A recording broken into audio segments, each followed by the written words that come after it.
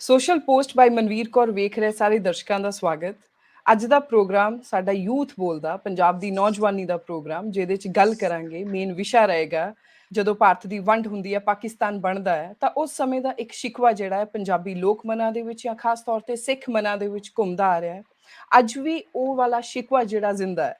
ਸ਼ਿਕਵਾ ਇਹ ਹੈ ਕਿ ਉਸ ਸਮੇਂ ਵੰਡ ਵੇਲੇ ਸਿੱਖ ਲੀਡਰਸ਼ਿਪ ਨੇ ਆਪਣੀ ਬਣਦੀ ਭੂਮਿਕਾ ਨਹੀਂ ਨਿਭਾਈ, ਜਿਹਦੇ ਕਰਕੇ ਸਿੱਖਾਂ ਨੂੰ ਇੱਕ ਜਿਹੜਾ ਆਪਣੀ ਅਲੱਗ ਸੋਵਰੀਅਨ ਸਟੇਟ ਮਿਲ ਸਕਦੀ ਸੀ, ਉੱਥੋਂ ਚੁੱਕ ਗਏ। ਹੋਰ ਵੀ ਇੱਦਾਂ ਦੇ ਬਹੁਤ ਗਿਲੇ ਸ਼ਿਕਵੇ ਪੰਜਾਬੀ ਲੀਡਰਸ਼ਿਪ, ਸਿੱਖ ਲੀਡਰਸ਼ਿਪ ਜਿਹੜੀ ਉਸ ਸਮੇਂ ਦੀ ਸੀਗੀ 1947 ਵੇਲੇ ਦੀ, ਉਹਨਾਂ ਦੇ ਨਾਲ ਹੈਗੇ ਨੇ। ਸੋ ਉਸ ਸਮੇਂ ਦੇ ਪੋਲੀਟੀਕਲ ਹਾਲਾਤ ਕੀ ਸੀ, ਕਿਹਨਾਂ ਹਾਲਾਤਾਂ ਦੇ ਵਿੱਚ ਸਾਡੇ ਸਿੱਖ ਲੀਡਰਸ਼ਿਪਸ ਨੇ ਆਪਣੀਆਂ ਮੀਟਿੰਗਸ ਕੀਤੀਆਂ, ਗੱਲਾਂ ਨੂੰ ਅੱਗੇ ਵਧਾਇਆ, ਕਿਹੜੀਆਂ ਮੇਨ ਹੈਪਨਿੰਗਸ ਵਰਤੀਆਂ, ਉਹਦੇ ਵਿੱਚ ਸਾਡੀ ਪੰਜਾਬ ਦੀ ਨੌਜਵਾਨੀ ਦੇ ਵਿੱਚੋਂ ਤਿੰਨ ਜਾਣੇ ਅੱਜ ਮੇਰੇ ਨਾਲ ਇਸ ਪੈਨਲ ਤੇ ਮੇਰੇ ਗੈਸਟ ਹੈਗੇ ਨੇ। I will introduce you one by one. Number 1 is Akashdeep, Komal and Robin. Akashdeep ਨੂੰ ਆਪਾਂ ਪਹਿਲਾਂ ਵੀ 2 ਪ੍ਰੋਗਰਾਮਸ 'ਚ ਦੇਖ ਚੁੱਕੇ ਹਾਂ। ਪੰਜਾਬ ਯੂਨੀਵਰਸਿਟੀ ਦੇ ਵਿਦਿਆਰਥੀ ਨੇ। ਕੋਮਲ PhD ਹਿਸਟਰੀ ਦੇ ਵਿੱਚ ਕਰ ਚੁੱਕੇ ਨੇ, ਆਲਮੋਸਟ ਸਕਾਲਰ ਨੇ। ਸੋ ਆਥੈਂਟਿਕ ਇਨਫੋਰਮੇਸ਼ਨ ਦਾ ਜਿਹੜਾ ਇੱਕ ਸੋਰਸ ਹੈ, ਉਹ ਹਿਸਟਰੀ ਡਿਪਾਰਟਮੈਂਟ ਪੰਜਾਬ ਯੂਨੀਵਰਸਿਟੀ ਤੋਂ ਸਾਨੂੰ ਮਿਲੇ ਆ। ਔਰ ਨਾਲ ਨੇ ਮੇਰੇ ਰੋਬਨਦੀਪ ਸਿੰਘ ਭੁੱਲਰ, ਜਿਹੜੇ ਕਿ ਕਦੀ ਆਪਣੀ ਇੱਕ ਜਥੇਬੰਦੀ ਦੇ ਨਾਲ ਵੀ ਐਸੋਸੀਏਟਡ ਰਹੇ ਨੇ, NSUI ਦੇ ਨਾਲ, ਪਰ ਉਹਨਾਂ ਦਾ ਪੰਜਾਬ ਔਰ ਪੰਜਾਬ ਦੀ ਹਿਸਟਰੀ ਪ੍ਰਤੀ ਪ੍ਰੇਮ ਜਿਹੜਾ ਆ, ਉਹਨਾਂ ਦੀ ਜਿਹੜੀ ਨੌਲੇਜ ਆ, ਉਹਦੇ ਕਰਕੇ ਅੱਜ ਆਪਣੀ ਉਹ ਨੌਲੇਜ ਇੱਥੇ ਸ਼ੇਅਰ ਕਰਨਗੇ। ਸੋ ਸਭ ਤੋਂ ਪਹਿਲਾਂ ਮੈਂ ਸਵਾਲ ਹੀ ਰੋਬਿਨ ਵੱਲ ਲੈ ਕੇ ਜਾਵਾਂਗੀ ਕਿ ਰੋਬਿਨ, ਇਹ ਜਿਹੜਾ ਸ਼ਿਕਵਾ ਆ ਕਿ ਵੰਡ ਵੇਲੇ ਸਿੱਖ ਲੀਡਰਸ਼ਿਪ ਦਾ ਰੋਲ ਵਧੀਆ ਨਹੀਂ ਸੀਗਾ, ਨਹੀਂ ਤਾਂ ਸਿੱਖਾਂ ਨੂੰ ਵੀ ਇੱਕ ਅਲੱਗ ਸਟੇਟ ਮਿਲ ਸਕਦੀ ਸੀ, ਤੁਸੀਂ ਇਹਦੇ ਵਿੱਚ ਕੀ ਦੇਖਿਆ, ਕੀ ਆਬਜ਼ਰਵੇਸ਼ਨ ਆ ਤੁਹਾਡੀ ਅੱਜ ਤੱਕ? Please do share.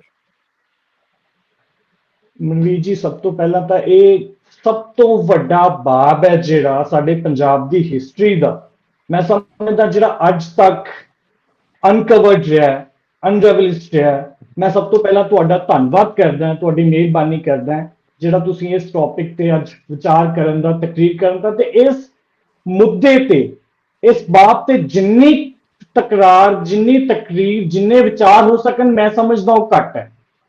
ਜੇ ਗੱਲ ਕਰੀਏ ਅਸੀਂ ਸਾਡੀ ਅਕਾਲੀ ਲੀਡਰਸ਼ਿਪ, ਸਾਡੀ ਸਿੱਖ ਲੀਡਰਸ਼ਿਪ ਦੇ ਰੋਲ ਦੀ, ਤਾਂ ਮੈਂ ਸਮਝਦਾ, ਮੇਰਾ ਪਰਸਨਲ ਓਪੀਨੀਅਨ ਹੈ, ਸਾਡੇ ਪੂਰੀ ਕਮਿਊਨਿਟੀ ਦੇ ਨਾਲ ਹੀ, ਜਿੱਥੇ ਜਿੱਥੇ ਸਾਡਾ ਥੋੜਾ ਸਾਰਿਆਂ ਦੇ ਸਾਡੇ ਮਨਾਂ ਵਿੱਚ ਥੋੜਾ ਗਿਲਾ ਸ਼ਿਕਵਾ ਹੈ, ਮੇਰੇ ਵੀ ਹੈ। ਮੈਂ ਜੋ ਮੈਂ ਸਮਝਦਾ ਕਿ ਕਿਤੇ ਨਾ ਕਿਤੇ ਸਾਡੀ ਸਿੱਖ ਲੀਡਰਸ਼ਿਪ ਦਾ ਜੋ ਰੋਲ ਹੈ, ਸਾਡੀ ਵੰਡ ਨੂੰ ਲੈ ਕੇ, ਸਾਡੇ ਪੰਥ ਦੀ, ਸਾਡੀ ਕਮਿਊਨਿਟੀ ਦੇ, ਪੰਜਾਬ ਦੇ ਮੁੱਦਿਆਂ ਨੂੰ ਲੈ ਕੇ ਥੋੜੀ ਜਿਹੀ ਰਾਜਨੀਤਿਕ ਗੈਰ ਸਮਝੀ ਤੇ ਰਾਜਨੀਤਿਕ ਅਗਿਆਨਤਾ ਕਰਕੇ ਜੋ ਸਾਡਾ ਨੁਕਸਾਨ ਹੋਇਆ।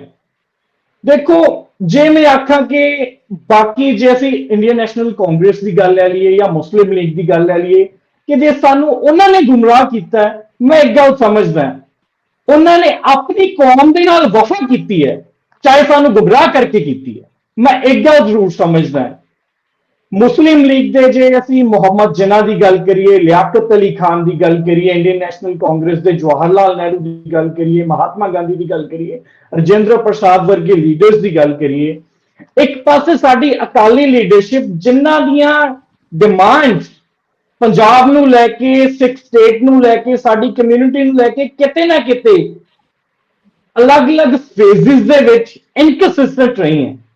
ਜੇ ਮੈਂ ਗੱਲ ਕਰਾਂ ਸ਼ੁਰੂ ਤੋਂ ਲੈ ਕੇ ਇੱਕ ਟਾਈਮ ਤੇ, ਦੇਖੋ ਜੀ, ਅਸੀਂ ਸਾਡੇ 1920 ਤੋਂ ਲੈ ਕੇ 1967 ਤੱਕ, ਆਪਣੀ ਡੈਥ ਤੱਕ, ਮਾਸਟਰ ਤਾਰਾ ਸਿੰਘ ਸਿੱਖਾਂ ਦੇ ਬੇਤਾਜ ਲੀਡਰ ਰਹੇ, ਤੇ ਹੁਣ ਤੱਕ ਦੇਖੋ 1920 ਤੋਂ ਲੈ ਕੇ 1925 ਤੱਕ ਗੁਰਦੁਆਰਾ ਸੁਧਾਰ ਲਹਿਰ ਚੱਲੀ, ਤੇ 1920 ਤੋਂ 25 ਤੱਕ ਜਿਹੜੇ ਗੁਰਦੁਆਰਾ ਸੁਧਾਰ ਲਹਿਰ ਵਿੱਚ ਜਿਹੜੇ ਲੀਡਰਸ ਨੇ ਕੰਮ ਕੀਤਾ, ਉਹਨਾਂ ਨੂੰ ਹੀ ਸਾਡੇ ਜਿਹੜੇ ਸਿੱਖ ਲੀਡਰਸ਼ਿਪ ਆ, ਜੇ ਅਸੀਂ ਮਾਸਟਰ ਤਾਰਾ ਸਿੰਘ ਦੀ ਗੱਲ ਕਰੀਏ, ਇੱਕ ਪਾਸੇ ਜਿਹੜੇ ਸਾਡੇ ਸਿੱਖ ਜਿਹੜੇ ਇੰਟੈਲੈਕਚੁਅਲ ਸੀਗੇ, ਬਾਬਾ ਖੜਕ ਸਿੰਘ ਵਰਗੇ ਜਾਂ ਸਰ ਸਤਿਆਜੀਤ ਸਿੰਘ ਮਜੀਠੀਆ ਵਰਗੇ, ਸੁਰਜੀਤ ਸਿੰਘ ਮਜੀਠੀਆ ਜਿਹੜੇ ਉਸ ਤੋਂ ਬਾਅਦ ਆਏ, ਸਾਡੀ ਤਰਾਸਦੀ ਰਹੀ ਹੈ ਕਿ ਅਸੀਂ ਧਾਰਮਿਕ ਲੀਡਰਾਂ ਨੂੰ ਹੀ ਆਪਣੇ ਰਾਜਨੀਤਿਕ ਲੀਡਰ ਮੰਨ ਬੈਠੇ। ਸਭ ਤੋਂ ਵੱਡੀ ਗੱਲ, ਇੱਕ ਪਾਸੇ ਇੰਗਲੈਂਡ ਰਿਟਰਨ ਬ੍ਰਿਸਟਲ ਸਾਡੇ ਸਾਹਮਣੇ ਸੀ, ਮੁਹੰਮਦ ਜਿਨਾ ਵਰਗੇ, ਪੰਡਿਤ ਜਵਾਹਰ ਲਾਲ ਨਹਿਰੂ ਵਰਗੇ, ਮਹਾਤਮਾ ਗਾਂਧੀ ਵਰਗੇ। ਇੱਕ ਪਾਸੇ ਥੋੜੇ ਘੱਟ ਪੜ੍ਹੇ ਲਿਖੇ, ਘੱਟ ਇੰਟੈਲੈਕਟ ਰੱਖਣ ਵਾਲੇ ਤੇ ਘੱਟ ਰਾਜਨੀਤਿਕ ਸਮਝ ਰੱਖਣ ਵਾਲੇ, ਭਾਵੇਂ ਦੇਖੋ ਮੈਂ ਅੱਗੇ ਹਮੇਸ਼ਾ ਗੱਲ ਕਰਦਾ, ਸਾਡੇ 6ਵੇਂ ਪਾਤਸ਼ਾਹ ਨੇ ਮੀਰੀ ਪੀਰੀ ਦਾ ਸਿਧਾਂਤ ਸਾਨੂੰ ਦਿੱਤਾ ਕਿ ਧਰਮ ਤੇ ਸਿਆਸਤ ਨਾਲ ਨਾਲ ਚੱਲਣੀ ਚਾਹੀਦੀ ਹੈ। ਪਰ ਮੈਂ ਇੱਕ ਗੱਲ ਸਮਝਦਾ ਕਿ ਸਿਆਸਤ ਤੇ ਧਰਮ ਨਾਲ ਨਾਲ ਬੇਸ਼ੱਕ ਚੱਲਣ, ਪਰ ਸਿਆਸਤ ਰਾਜਨੀਤਿਕ ਵਿਦਿਆ ਸਾਡੇ ਗੁਰੂ ਗੋਬਿੰਦ ਸਿੰਘ ਨੇ ਆਪਣੇ 52 ਹੁਕਮਾਂ ਦੇ ਵਿੱਚ ਰਾਜਨੀਤਿਕ ਗਿਆਨ, ਰਾਜਨੀਤਿਕ ਸਿੱਖਿਆ ਦਾ ਵੀ ਜਿਹੜਾ ਵਰਣਨ ਕੀਤਾ। ਸੋ ਰਾਜਨੀਤਿਕ ਅਗਿਆਨਤਾ ਹੋਣ ਕਰਕੇ ਅਲੱਗ-ਅਲੱਗ ਫੇਜ਼ਸ ਦੇ ਵਿੱਚ ਜੋ ਅਲੱਗ-ਅਲੱਗ ਡਿਮਾਂਡਸ ਰੱਖੀਆਂ, ਮੈਂ ਤੁਹਾਨੂੰ ਚਾਨਣਾ ਪਾਉਣਾ ਚਾਹੂੰਗਾ। ਦੇਖੋ ਮਾਸਟਰ ਤਾਰਾ ਸਿੰਘ ਰਾਵਲਪਿੰਡੀ ਨੂੰ ਬਿਲੋਂਗ ਕਰਦੇ ਸੀ, ਇਹ ਸਾਨੂੰ ਸਾਰਿਆਂ ਨੂੰ ਪਤਾ। ਤੇ ਰਾਵਲਪਿੰਡੀ ਦੇ ਵਿੱਚ ਜਿਹੜੇ ਹਿੰਦੂ ਤੇ ਸਿੱਖ ਸਨ ਉਹ ਬੜੀ ਮਾਈਕਰੋਸਕੋਪਿਕ ਮਾਈਨੋਰਿਟੀ ਦੇ ਵਿੱਚ ਸੀ, ਨਾਨ ਮੁਸਲਿਮਿਕ ਟਾਊਨਸ਼ਿਪ ਸੀ। ਤੇ 1926 ਦੇ ਵਿੱਚ ਜਦੋਂ ਮੁਸਲਮਾਨਾਂ ਨੇ ਸਿੱਖਾਂ ਤੇ ਹਿੰਦੂਆਂ ਤੇ ਆਕਰਮਣ ਕੀਤਾ, ਬੜਾ ਜ਼ੁਲਮ ਕੀਤਾ, ਮਾਸਟਰ ਤਾਰਾ ਸਿੰਘ ਨੇ ਉਹ ਸਾਰਾ ਅੱਖੀਂ ਦੇਖਿਆ ਕਿ ਮੁਸਲਮਾਨ ਨਾਨ ਮੁਸਲਿਮ ਸੇ ਜੋ ਜ਼ੁਲਮ ਕਰਦੇ ਹੈ, ਜੋ ਉਹਨਾਂ ਨੇ ਬੜਾ ਨੁਕਸਾਨ ਉਹਨਾਂ ਦੇ ਪਰਿਵਾਰਾਂ ਦਾ ਕੀਤਾ। ਤੇ ਉੱਥੇ ਦੂਜੀ ਗੱਲ, ਵੱਡੀ ਗੱਲ ਹੈ, ਮਾਸਟਰ ਤਾਰਾ ਸਿੰਘ ਖੁਦ ਇੱਕ ਹਿੰਦੂ ਪਰਿਵਾਰ ਨਾਲ ਸੰਬੰਧਿਤ ਸਨ। ਜਦੋਂ ਇਹ ਸਾਰੀਆਂ ਗੱਲਾਂ ਹੁੰਦੀਆਂ ਤਾਂ ਮਾਸਟਰ ਤਾਰਾ ਸਿੰਘ ਨੂੰ ਸ਼ਾਇਦ ਇੱਕ ਭੁਲੇਖਾ ਸੀ ਕਿ ਜਿਹੜਾ ਹਿੰਦੂ ਹੈ ਉਹ ਸਿੱਖ ਨਾਲ ਹਮੇਸ਼ਾ ਵਫਾ ਕਰੇਗਾ। ਤੇ ਜਿਹੜੀ ਗੱਲ ਹੈ ਡਿਫਰੈਂਟ ਫੇਸਿਸ ਦੇ ਵਿੱਚ ਦੇਖੋ, ਸਭ ਤੋਂ ਪਹਿਲਾਂ ਜੇ ਮੈਂ 1947 ਦੇ ਵਿੱਚ ਨਾ ਇੱਕ ਪੰਥਕ ਪ੍ਰਤੀਨਿਧੀ ਬੋਰਡ ਬਣਿਆ ਅੰਮ੍ਰਿਤਸਰ ਦੇ ਵਿੱਚ, ਉਹਦੇ ਤਾਰਾ ਸਿੰਘ, ਗਿਆਨੀ ਕਰਤਾਰ ਸਿੰਘ, ਬਲਦੇਵ ਸਿੰਘ, ਉਦਮ ਸਿੰਘ ਨਾਗੋਕੇ, ਜਿਨ੍ਹਾਂ ਨੇ ਇਹ ਡਿਮਾਂਡ ਰੱਖੀ ਕਿ ਆਪਾਂ ਇੱਕ ਹਿੰਦੂ ਸਿੱਖ ਪ੍ਰੋਵਿੰਸ ਬਣਾਈਏ, ਹਿੰਦੂ ਸਿੱਖ ਜੁਆਇੰਟ ਪ੍ਰੋਵਿੰਸ ਬਣਾਈਏ, ਜਿਹਦੇ ਚ ਇੱਕ ਕਮੇਟੀ ਬਣੇ। ਬਹੁਤ ਵਧੀਆ ਜਗ੍ਹਾ ਤੇ ਲੈ ਆਏ ਹੋ। ਇਹ ਟਾਈਮਲਾਈਨ ਤੁਸੀਂ ਬਹੁਤ ਵਧੀਆ ਕਹਿ ਰਹੇ ਹੋ ਕਿ ਇੱਕ ਵਾਰੀ ਇਹ ਵੀ ਡਿਸਾਈਡ ਹੋ ਚੁੱਕਾ ਸੀ ਕਿ ਆਪਾਂ ਅਲੱਗ-ਅਲੱਗ ਪ੍ਰੋਵਿੰਸਸ ਬਣਾਈਏ, ਪੂਰੇ ਪੰਜਾਬ ਨੂੰ ਤਿੰਨਾਂ ਦੇ ਵਿੱਚ ਵੰਡ ਦਈਏ, ਇੱਕ Muslim province, Hindu and Punjabi, Sikh province ਜਿਹੜੀ। ਆਪਾਂ ਇਹਦੇ ਤੇ ਆਉਣੇ ਆ, ਇਸ ਟਾਈਮਲਾਈਨ ਤੇ ਆਉਣੇ, ਆਪਾਂ ਬਾਕੀਆਂ ਨੂੰ ਵੀ ਸ਼ਾਮਿਲ ਕਰੀਏ। ਕੋਮਲ, ਤੁਹਾਡਾ ਕੀ ਟੇਕ ਹੈ ਇਸੇ ਗੱਲ ਦੇ ਉੱਤੇ ਕਿ ਕਿਵੇਂ ਦੇ ਹਾਲਾਤ ਸੀ ਉਸ ਸਮੇਂ ਦੇ ਸਿੱਖ ਪੋਲੀਟੀਕਲ ਲੀਡਰਸ਼ਿਪ ਦੇ? ਹਾਂਜੀ, ਮੈਂ ਕੁਝ ਗੱਲਾਂ ਤੇ ਅਗਰੀ ਕਰੂੰਗੀ ਮਿਸਟਰ ਭੁੱਲਰ ਨਾਲ। ਇਹ ਇੱਕ ਪਹਿਲੀ ਗੱਲ ਇਹ ਕਿ ਉਸ ਟਾਈਮ ਬਹੁਤ ਇਨਕਨਸਿਸਟੈਂਸੀ ਸੀਗੀ ਸਿੱਖ ਲੀਡਰਸ਼ਿਪ ਦੀ ਡਿਮਾਂਡਸ ਚ। ਇਨਕਨਸਿਸਟੈਂਸੀ ਇੱਕ ਰੀਜ਼ਨ ਇਹ ਵੀ ਸੀਗਾ, ਇਸ ਲਈ ਵੀ ਸੀਗੀ ਕਿਉਂਕਿ ਦ ਆਈਡੀਆ ਆਫ ਪਾਕਿਸਤਾਨ ਇਟਸੈਲਫ ਉਹ ਕੋਈ ਸੋਲਿਡ ਗਰਾਊਂਡਸ ਤੇ ਬੇਸਡ ਨਹੀਂ ਸੀਗਾ। 1945 ਤੱਕ ਨਹੀਂ ਪਤਾ ਸੀਗਾ ਕਿ ਆਈਡੀਆ ਆਫ ਪਾਕਿਸਤਾਨ ਦਾ ਮਤਲਬ ਕੀ ਹੈ, ਕਿ ਇਹ ਸੈਪਰੇਟ ਜੀਓਗ੍ਰਾਫਿਕਲ ਐਂਟੀਟੀ ਹੋਏਗੀ। ਜੇ ਸੈਪਰੇਟ ਜੀਓਗ੍ਰਾਫਿਕਲ ਐਂਟੀਟੀ ਹੋਏਗੀ, ਇਹਦੇ ਚ ਕਿਹੜੇ ਡਿਸਟ੍ਰਿਕਟਸ ਆਣਗੇ? ਅੱਛਾ ਠੀਕ ਹੈ, ਪੰਜਾਬ ਦੇ ਕੁਝ ਡਿਸਟ੍ਰਿਕਟਸ ਆ ਜਾਣਗੇ, ਬੰਗਾਲ ਦੇ ਕੁਝ ਡਿਸਟ੍ਰਿਕਟਸ ਆ ਜਾਣਗੇ। ਵਾਟ about those areas, cities like Aligarh, ਜਿਹੜੇ ਕਿ ਮੁਸਲਿਮ ਡੋਮੀਨੇਟਡ ਰੀਜਨਸ ਨੇ? ਕਿਸੇ ਨੂੰ ਐਂਡ ਤੱਕ ਇਹ ਨਹੀਂ ਪਤਾ ਸੀਗਾ ਕਿ ਜਿਹੜੇ ਹਾਰਟਲੈਂਡ, ਇੰਡੀਆ ਦੇ ਹਾਰਟਲੈਂਡ ਚ ਰਹਿਣ ਵਾਲੇ ਮੁਸਲਮਾਨ ਨੇ, ਜਿਹੜੇ ਸਿਟੀਜ਼ ਚ ਉਹ ਰਹਿੰਦੇ ਨੇ, ਉਹ ਸਿਟੀਜ਼ ਚ ਕਿਸ ਇੰਡੀਆ ਦਾ ਪਾਰਟ ਬਣਨਗੇ, ਪਾਕਿਸਤਾਨ ਦਾ ਪਾਰਟ ਬਣਨਗੇ, ਕਿ ਇੰਡੀਆ ਦੇ ਵਿੱਚ ਪਾਕਿਸਤਾਨੀ ਐਨਕਲੇਵਸ ਹੋਣਗੇ। ਇੱਕ ਆਈਡੀਆ ਤਾਂ ਇਹ ਵੀ ਸੀਗਾ ਕਿ ਇੰਡੀਆ ਈਸਟ ਪਾਕਿਸਤਾਨ ਤੇ ਵੈਸਟ ਪਾਕਿਸਤਾਨ ਨੂੰ ਇੱਕ ਕੋਰੀਡੋਰ ਦੇ ਨਾਲ ਕਨੈਕਟ ਕਰ ਲੈਣਾ ਚਾਹੀਦਾ ਹੈ, ਜਿਹਦੇ ਵਿੱਚ ਮੁਸਲਿਮ ਡੋਮੀਨੇਟਡ ਸਿਟੀਜ਼ ਆਣਗੇ। ਤਾਂ ਇਸ ਟਾਈਮ ਇੰਨਾ ਜ਼ਿਆਦਾ ਫਲਕਸ ਸੀਗਾ, ਇਸ ਲਈ ਵੀ ਇੱਕ ਰੀਜ਼ਨ ਇਹ ਹੋ ਸਕਦਾ ਹੈ ਕਿ ਕੰਸਿਸਟੈਂਸੀ ਸੀਗੀ ਨਹੀਂ। ਐਂਡ ਜਿਹੜੀ ਇੱਕ ਕਾਮਨ ਥ੍ਰੈਡ ਮੈਂ ਨੋਟਿਸ ਕੀਤੀ ਹੈ ਸਿੱਖ ਲੀਡਰਸ਼ਿਪ ਦੀ demand, starting from Nehru report, then Simon Commission, ਉਸ ਤੋਂ ਬਾਅਦ ਬਹੁਤ ਸਾਰੀਆਂ ਬੋਡੀਜ਼ ਬਣੀਆਂ, ਜਿਵੇਂ ਕਿ 40s ਤਾਂ ਚਲੋ ਕੈਬਨਿਟ ਮਿਸ਼ਨ ਐਂਡ ਚ ਆਈ ਗਈ। ਇੱਕ ਜਿਹੜੀ ਥ੍ਰੈਡ ਆਫ ਕੰਸਿਸਟੈਂਸੀ ਸੀਗੀ ਉਹ ਇਹ ਸੀਗੀ ਕਿ we are ready for joint electorates. as all of you would know, ਉਸ ਟਾਈਮ ਸੈਪਰੇਟ ਇਲੈਕਟੋਰੇਟਸ ਸੀਗੇ, ਸਿੱਖਸ ਤੇ ਮੁਸਲਿਮਸ ਤੇ ਐਂਗਲੋ ਇੰਡੀਅਨਸ ਦੀ। ਸਿੱਖ ਡਿਮਾਂਡ ਇਹ ਸੀਗੀ ਕਿ we are ready for joint electorates if Muslims are willing to give up separate electorates। ਤਾਂ ਜਿਹੜਾ ਇਹ if ਵਾਲਾ ਪੋਰਸ਼ਨ ਹੈ ਇਹ ਹਮੇਸ਼ਾ ਰਿਹਾ। we are ਜਦੋਂ ਫਿਰ in 1940 the idea of Pakistan it started gaining speed, Lahore resolution ਤੋਂ ਬਾਅਦ, ਤਾਂ idea of Sikh home state ਵੀ ਆ ਗਿਆ ਕਿ ਇੱਕ ਸਿੱਖਿਸਤਾਨ ਹੋਏਗਾ ਜਾਂ ਖਾਲਿਸਤਾਨ ਹੋਏਗਾ। ਉੱਥੇ ਵੀ ਹਮੇਸ਼ਾ ਇਹ ਇਫ ਵਾਲਾ ਪੋਰਸ਼ਨ ਰਿਹਾ ਕਿ if Muslims are willing to give up the demand for Pakistan, we will give up our demand for Khalistan या Sikhistan। ਸੋ ਆਈ ਥਿੰਕ ਕਿ ਇਹ ਸਟੈਂਡ ਹਮੇਸ਼ਾ ਰਿਹਾ ਸਿੱਖ ਲੀਡਰਸ਼ਿਪ। ਹਾਂ, ਇਫ ਵਾਲੀ ਚੀਜ਼ ਤੇ ਤੁਸੀਂ ਸਟਰੈਂਥਨ ਵੀ ਕੀਤਾ ਰੋਬਿਨ ਦੇ ਪੁਆਇੰਟ ਨੂੰ ਕਿ ਅਨਸਰਟੇਨਿਟੀ ਸੀਗੀ, ਇਨਸਿਕਿਉਰਿਟੀ ਵੀ ਸੀਗੀ ਉਹਨਾਂ ਦੇ ਵਿੱਚ ਕਿ ਜਿਹੜਾ ਸਿੱਖਾਂ ਦੇ ਅਫੇਅਰਸ ਨੂੰ, ਸਿੱਖਾਂ ਦੇ ਰਾਈਟਸ ਨੂੰ ਮੁਸਲਿਮਸ ਦੇ ਨਾਲ ਜੋੜ ਕੇ ਇਫ ਦੇ ਵਿੱਚ ਹੀ ਕਿਉਂ ਦੇਖਣਾ, ਆਪਣੀ ਇੱਕ ਅਲੱਗ। ਜੀ ਤੇ ਜੀ ਇੱਕ ਕੋਮਲ। ਰੀਜ਼ਨ ਇਹ ਸੀਗਾ ਕਿ because the Sikhs, they were using Sikhistan or Khalistan as a bargaining chip. That is why ਇਹਨਾਂ ਦੀ ਡਿਮਾਂਡ ਨੂੰ ਕਦੇ ਸੀਰੀਅਸਲੀ ਲਿਆ ਵੀ ਨਹੀਂ ਗਿਆ। ਖਾਲਿਸਤਾਨ ਦਾ ਆਈਡੀਆ ਮੈਨੂੰ ਲੱਗਦਾ ਇਸ ਤੋਂ ਕਾਫੀ ਬਾਅਦ ਵਿੱਚ ਇਮਰਜ ਹੁੰਦਾ, 1946-47 ਚ ਆ ਕੇ ਇੱਕ ਰੈਜ਼ੋਲੂਸ਼ਨ ਪਾਸ ਹੁੰਦਾ, ਉਹਦੇ ਵਿੱਚ ਵੀ ਖਾਲਿਸਤਾਨ ਸ਼ਬਦ ਨਹੀਂ ਆਉਂਦਾ ਮੇਰੇ ਅਕੋਰਡਿੰਗਲੀ। ਹਾਂਜੀ, ਤੇ ਇੱਕ ਪੁਆਇੰਟ ਇਹ ਵੀ ਹੈ ਕਿ ਕੰਪਲੀਟਲੀ 100% ਇੰਡੀਪੈਂਡੈਂਟ ਸਟੇਟ ਦਾ ਆਈਡੀਆ ਸ਼ਾਇਦ ਨਹੀਂ ਡਿਵੈਲਪ ਹੋਇਆ ਸੀਗਾ। Sikhs wanted a state and they wanted a right to federate either with India or with Pakistan. Akash, ਤੁਸੀਂ ਕੰਟੀਨਿਊ ਕਰੋ, ਕੀ ਸੋਚਦੇ ਹੋ ਤੁਸੀਂ ਕੀ ਆਪਣਾ ਅੱਜ ਤੱਕ ਪੜ੍ਹਿਆ, ਕਿਉਂਕਿ ਤੁਸੀਂ ਪਾਰਟੀਸ਼ਨ ਦੇ ਉੱਤੇ ਬਹੁਤ ਕੰਮ ਕੀਤਾ ਹੈ ਆਕਾਸ਼।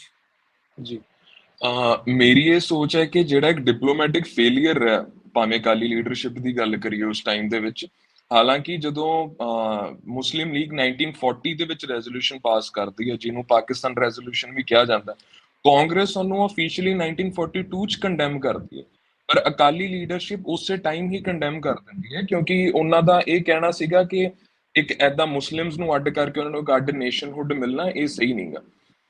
ਤੇ ਲੇਕਿਨ ਜਿਹੜਾ ਇੱਕ ਅਕਾਲੀ ਲੀਡਰਸ਼ਿਪ ਦੇ ਵਿੱਚ ਹੀ ਸੈਗਮੈਂਟ ਸੀਗੇ, ਹੁਣ ਜਿਵੇਂ ਕਿ ਨਾਗੂ ਕੇ ਫੈਕਸ਼ਨ ਸੀਗਾ ਤੇ ਗਿਆਨੀ ਕਰਤਾਰ ਸਿੰਘ ਵਾਲਾ ਫੈਕਸ਼ਨ ਸੀਗਾ, ਇਹਨਾਂ ਚੀਜ਼ਾਂ ਕਰਕੇ ਜੋ ਡਿਸਰਪਟੈਂਸ ਹੋਈ ਹੈ, ਨਾਲੇ ਜੋ ਇੱਕ ਕਲੈਰਿਟੀ ਨਹੀਂ ਸੀਗੀ, ਜਿਹੜਾ ਆਜ਼ਾਦ ਪੰਜਾਬ ਦਾ ਇਸ਼ੂ ਆਉਂਦਾ, ਆਜ਼ਾਦ ਪੰਜਾਬ ਦੇ ਉੱਤੇ ਜਿਹੜਾ ਰੈਜ਼ੋਲੂਸ਼ਨ ਅਕਾਲੀ ਦਲ ਲੈ ਕੇ ਆਉਂਦੀ, ਦੈਟਸ ਇਨ 1942। ਹੁਣ ਜਿਵੇਂ ਤੁਸੀਂ ਗੱਲ ਕੀਤੀ ਕਿ ਦ ਵਰਡ ਖਾਲਿਸਤਾਨ ਜਾਂ ਇੱਕ ਸੈਪਰੇਟ ਨੇਸ਼ਨ ਦਾ ਕਨਸੈਪਟ ਉਦੋਂ ਇੰਨਾ ਵਧਿਆ ਨਹੀਂ ਸੀਗਾ। ਉਹਨਾਂ ਦਾ ਨਾਰਮਲ ਇੱਕ ਕੰਡੀਸ਼ਨ ਇਹ ਸੀ ਕਿ ਜੇ ਮੁਸਲਮਾਨਾਂ ਨੂੰ ਤੁਸੀਂ ਪਾਕਿਸਤਾਨ ਦੇ ਰਹੇ ਹੋ ਤਾਂ ਸਿੱਖਾਂ ਨੂੰ ਇੱਕ ਅੱਡ ਉਹਨਾਂ ਦੇ ਇੰਟਰਸਟ ਤੁਸੀਂ ਸੇਵ ਕਰਨ ਲਈ, ਉਹਨਾਂ ਨੂੰ ਇੱਕ ਰਾਖਵਾਂ ਕਰਨ, ਉਹਨਾਂ ਦਾ ਕਰਨ ਲਈ ਤੁਹਾਨੂੰ ਇੱਕ ਅੱਡ ਜਗ੍ਹਾ ਦੇਣੀ ਪੈਣੀ ਉਹਨਾਂ ਨੂੰ, ਪਰ ਉਹ ਕਲੈਰਿਟੀ ਕਦੇ ਵੀ ਨਹੀਂ ਸੀਗੀ। ਹੁਣ ਜਦੋਂ ਲਾਸਟ ਇਲੈਕਸ਼ਨਸ ਹੁੰਦੇ ਹੈ 1946 ਦੇ ਵਿੱਚ ਇਲੈਕਸ਼ਨਸ ਹੁੰਦੇ, ਜਦੋਂ ਅਕਾਲੀ ਦਲ 22 ਸੀਟਾਂ ਜਿੱਤਦਾ, ਕਾਂਗਰਸ 51 ਸੀਟਾਂ ਜਿੱਤਦੀ ਹੈ ਤੇ ਜਿਹੜੀ ਮੁਸਲਿਮ ਲੀਗ ਹੈ 75 ਸੀਟਾਂ ਜਿੱਤ ਲੈਂਦੀ ਹੈ। ਬਟ ਜਿਹੜੇ ਯੂਨੀਅਨਿਸਟ ਅੰਡਰ ਜਦੋਂ ਸੀਐਮ ਰਹੇ ਹੁੰਦੇ ਆ ਹਯਾਤ ਖਾਨ, ਉਹਨਾਂ ਨੂੰ ਬਹੁਤ ਘੱਟ ਸੀਟਸ ਮਿਲਦੀਆਂ, ਉਹ ਕੋਲੀਸ਼ਨ ਕਰ ਲੈਂਦੇ ਆ ਅਕਾਲੀ ਦਲ ਤੇ ਕਾਂਗਰਸ ਦੇ ਨਾਲ।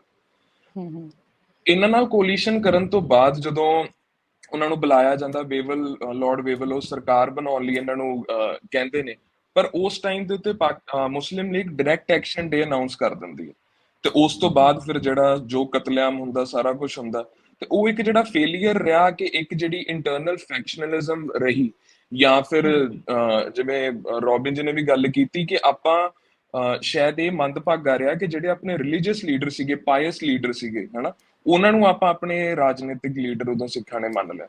ਹਾਲਾਂਕਿ ਜਿਹੜੇ ਦੂਜੇ ਸੀਗੇ, ਭਾਵੇਂ ਸਰਦਾਰ ਬਲਦੇਵ ਸਿੰਘ ਹੋਣ, ਗਿਆਨੀ ਕਰਤਾਰ ਸਿੰਘ ਹੋਣ, ਨਾਗੋ ਕੇ ਹੋਣ, ਇਹ ਸਾਰੇ ਸੀਗੇ, ਸ਼ਾਇਦ ਉਦੋਂ ਕੁਝ ਕੀਤਾ ਜਾ ਸਕਦਾ ਸੀ ਜਾਂ ਜੇ ਇੰਟਰਨਲ ਫੈਕਸ਼ਨਲਿਜ਼ਮ ਨਾ ਹੁੰਦੀ ਤੇ ਇੱਕ ਪੁਆਇੰਟ ਕਲੀਅਰ ਹੁੰਦਾ।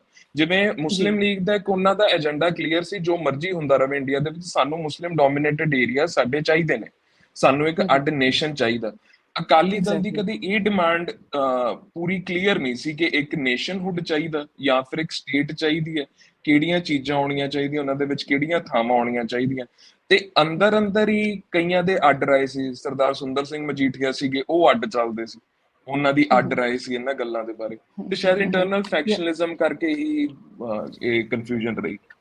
ਜੀ, ਆਪਣੀ ਉਹਨਾਂ ਦੇ ਅੰਦਰ ਵੀ ਧੜੇਬਾਜ਼ੀਆਂ ਸੀਗੀਆਂ। ਔਰ ਜਿਹੜਾ ਕੋਮਲ ਨੇ ਵੀ ਬਹੁਤ ਅੱਛਾ ਪੁਆਇੰਟ ਦੱਸਿਆ ਇਹਦੇ ਵਿੱਚ ਕਿ ਜਿਹੜੇ ਜੁਆਇੰਟ ਇਲੈਕਟੋਰੇਟ, ਸਭ ਤੋਂ ਪਹਿਲਾਂ 1909 ਦੇ ਵਿੱਚ ਹੀ ਆਈ ਥਿੰਕ ਬ੍ਰਿਟਿਸ਼ ਸਰਕਾਰ ਨੇ ਇੱਕ ਵੰਡ ਪਾਓ ਨੀਤੀ ਦੇ ਨਾਲ ਉਹਨਾਂ ਨੇ ਰਿਜ਼ਰਵ ਕਰਕੇ ਦੇ ਦਿੱਤੇ ਸੀਗੇ। ਔਰ ਉਸ ਟਾਈਮ ਵੀ ਇੱਕ ਘਮਸਾਨ ਟਾਈਪ ਗੱਲਾਂ ਬਾਤਾਂ ਹੁੰਦੀਆਂ ਨੇ, ਪਰ ਉਸ ਟਾਈਮ ਪੰਜਾਬ 'ਚ ਰਾਜਿਆਂ ਦਾ ਰਾਜ ਸੀ, ਪ੍ਰਿੰਸਲੀ ਸਟੇਟ ਸੀਗੀਆਂ, ਜਿਵੇਂ ਰਿਪੂ ਦਮਨ ਸਿੰਘ ਨਾਭਾ ਹੋ ਗਏ, ਜਿਵੇਂ ਯਾਦਵਿੰਦਰ ਸਿੰਘ ਪਟਿਆਲਾ ਹੋ ਗਏ, ਇਹਨਾਂ ਦੇ ਥਰੂ ਗੱਲਾਂ ਹੁੰਦੀਆਂ ਨੇ, ਪਰ ਸਿੱਖਾਂ ਨੂੰ ਰਿਜ਼ਰਵੇਸ਼ਨ ਜਿਹੜੇ ਅਲੱਗ ਕਨਸਟੀਚੁਐਂਸੀਜ਼ ਇਹਨਾਂ ਨੂੰ ਮਿਲਣੀਆਂ ਚਾਹੀਦੀਆਂ ਸੀ, ਮਿਲਦੀਆਂ ਨਹੀਂ ਆ। ਪਰ ਉਸ ਤੋਂ ਬਾਅਦ ਵੀ ਰੋਬਿਨ ਦਾ ਪੁਆਇੰਟ ਜਿਹੜਾ ਉਹ ਆ ਕੇ ਸਮ ਅਪ ਕਰ ਦਿੰਦਾ ਵੀ ਕਿਤੇ ਨਾ ਕਿਤੇ ਇਹ ਕਨਫਿਊਜ਼ ਰਹੇ ਔਰ ਨਾਲ ਹੀ ਕਾਂਗਰਸ ਦੇ ਲੀਡਰਸ਼ਿਪ ਦੇ ਨਾਲ ਰਹੇ। ਉਸ ਚੀਜ਼ ਨੂੰ ਰੋਬਿਨ ਤੁਸੀਂ ਟਾਈਮਲਾਈਨ ਦੇ ਵਿੱਚ ਅੱਗੇ ਵਧਾਓ ਕਿ ਅੱਗੇ ਕੀ ਹੋਇਆ। ਇਹਨਾਂ ਦੀ ਇੱਕ ਮੀਟਿੰਗ ਹੁੰਦੀ ਹੈ ਜਿਹਦੇ ਵਿੱਚ ਡਿਸਾਈਡ ਕਰਦੇ ਨੇ, ਪੰਥਕ ਪ੍ਰਤੀਨਿਧੀ ਇੱਕ ਬੋਰਡ ਬਣਦਾ ਹੈ ਅੰਮ੍ਰਿਤਸਰ ਦੇ ਵਿੱਚ, ਜੋ ਮੈਂ I want to extend that line, ਜਿਹਦੇ ਚ ਤਾਰਾ ਸਿੰਘ ਜੀ, ਗਿਆਨੀ ਕਰਤਾਰ ਸਿੰਘ ਤੇ ਬਲਦੇਵ ਸਿੰਘ ਤੇ ਉਦਮ ਸਿੰਘ ਨਾਗੋਕੇ ਇੱਕ ਹਿੰਦੂ ਸਿੱਖ ਪ੍ਰੋਵਿੰਸ ਦੀ ਡਿਮਾਂਡ ਰੱਖਦੇ ਆ ਤੇ ਉਸ ਡਿਮਾਂਡ ਦਾ ਰੈਜ਼ੋਲੂਸ਼ਨ ਲਈ ਇੱਕ ਸਬ ਕਮੇਟੀ ਬਣਦੀ ਹੈ ਜਿਹਦੇ ਚ ਮੈਂਬਰਸ ਰਹਿੰਦੇ ਆ ਬਾਬਾ ਹਰਕ੍ਰਿਸ਼ਨ ਸਿੰਘ, ਤਾਰਾ ਸਿੰਘ, ਬਲਦੇਵ ਸਿੰਘ, ਜਿਹੜੇ ਇੱਕ ਹਿੰਦੂ ਸਿੱਖ ਪ੍ਰੋਵਿੰਸ ਦਾ ਇੱਕ ਜੁਆਇੰਟ, ਦੇਖੋ ਸਭ ਤੋਂ ਵੱਡੀ ਗੱਲ ਹੈ ਇੱਕ ਟਾਈਮ ਤੇ ਆ ਕੇ ਪਹਿਲਾਂ ਹਿੰਦੂ ਸਿੱਖ ਪ੍ਰੋਵਿੰਸ ਦੀ ਡਿਮਾਂਡ ਰੱਖੀ ਜਾਂਦੀ ਹੈ। ਉਸ ਤੋਂ ਪਹਿਲਾਂ ਦੇਖੋ ਵਿਰਕ ਸਾਹਿਬ ਨੇ ਬੜੀ ਅੱਛੀ ਗੱਲ ਕੀਤੀ ਜਦੋਂ ਆਜ਼ਾਦ ਪੰਜਾਬ ਸਕੀਮ 1930 ਦੇ ਵਿੱਚ ਜਿਹੜੀ ਇੰਟਰੋਡਿਊਸ ਕੀਤੀ ਉਜਲ ਸਿੰਘ ਨੇ, ਸਰਦਾਰ ਉਜਲ ਸਿੰਘ ਨੇ ਜਿਹੜੀ ਸਕੀਮ ਜਿਹੜੀ ਇਹ ਇੰਟਰੋਡਿਊਸ ਕੀਤੀ ਸੀ, ਜਿਹਦੇ ਚ Ambala division, Jalandhar division, Lahore division ਤੇ ਮੁਲਤਾਨ ਦੇ ਲਿਆਲਪੁਰ ਤੇ ਕੁਝ ਹੋਰ ਜ਼ਿਲ੍ਹੇ ਜਿਹੜੇ ਮੰਗੇ ਗਏ ਸੀ ਆਜ਼ਾਦ ਪੰਜਾਬ ਲਈ, ਇੱਕ ਸਿੱਖ ਸੋਵਰਨ ਸਟੇਟ ਜਿਹੜੀ ਆਫਰ ਕੀਤੀ ਗਈ ਸੀ, ਉਹਦੀ ਡਿਮਾਂਡ ਰੱਖੀ ਗਈ ਸੀ ਉਜਲ ਸਿੰਘ ਤੇ ਉਹਨਾਂ ਦੇ ਸਾਥੀ ਲੀਡਰ ਅਕਾਲੀ ਲੀਡਰਾਂ ਵੱਲੋਂ।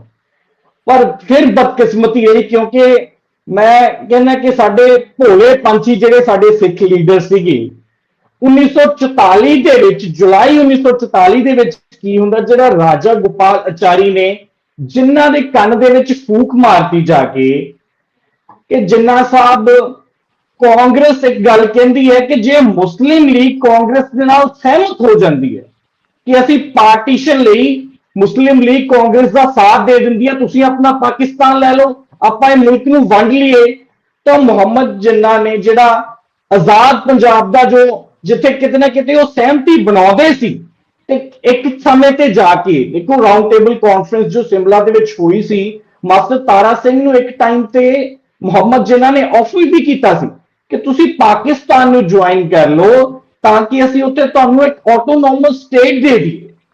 ਪਰ ਜੋ ਸਾਡੀ ਬਦਕਿਸਮਤੀ ਰਹੀ ਮੌਕੇ ਦੇ ਮੌਕੇ, ਦੇਖੋ ਇੱਕ ਮੈਂ ਹੋਰ ਗੱਲ ਇਸ ਐਡ ਆਨ ਕਰ ਦੇਣੀ ਚਾਹੁੰਦਾ, ਇੱਕ ਟਾਈਮ ਤੇ 11 ਨਾਨ ਮੁਸਲਿਮ ਐਮਐਲਏ ਜਾ ਕੇ ਜਿਹਦੇ ਚ ਸਰਦਾਰ ਸੁਰਜੀਤ ਮਜੀਠੀਆ, ਸਰ ਬੂਟਾ ਸਿੰਘ, ਮੰਗਲ ਸਿੰਘ, ਸਰਦਾਰ ਬਹਾਦਰ ਕੈਪਟਨ ਹਰਿੰਦਰ ਸਿੰਘ ਜਿਹੜੇ ਡੈਲੀਗੇਸ਼ਨ ਦੇ ਇੰਪੋਰਟੈਂਟ ਮੈਂਬਰ ਸੀਗੇ, ਉਹਨਾਂ ਨੇ 2 ਅਪ੍ਰੈਲ 1947 ਨੂੰ ਪੰਡਿਤ ਨਹਿਰੂ ਨੂੰ ਜਾ ਕੇ ਇੱਕ ਰੈਜ਼ੋਲੂਸ਼ਨ ਦਿੱਤਾ ਕਿ ਪੰਡਿਤ ਜੀ ਅਸੀਂ ਜਿਹੜੇ ਪੰਜਾਬ ਦੀ ਪਾਰਟੀਸ਼ਨ ਵਾਸਤੇ ਸਾਡੀ ਸਹਿਮਤੀ ਹੈ। ਦੇਖੋ ਉਹਦੇ ਚ 6 ਅਕਾਲੀ ਲੀਡਰ ਤੇ ਹੋਰ ਇੱਕ 5 ਨਾਨ ਮੁਸਲਿਮ ਜਿਹੜੇ ਐਮਐਲਏ ਸੀ ਉਸ ਸਮੇਂ ਪੰਜਾਬ ਦੇ, ਕਿ ਇਸ ਰੈਜ਼ੋਲੂਸ਼ਨ ਨੂੰ ਤੁਸੀਂ ਵਾਇਸ ਰॉय ਨੂੰ ਫਾਰਵਰਡ ਕਰ ਦਿਓ।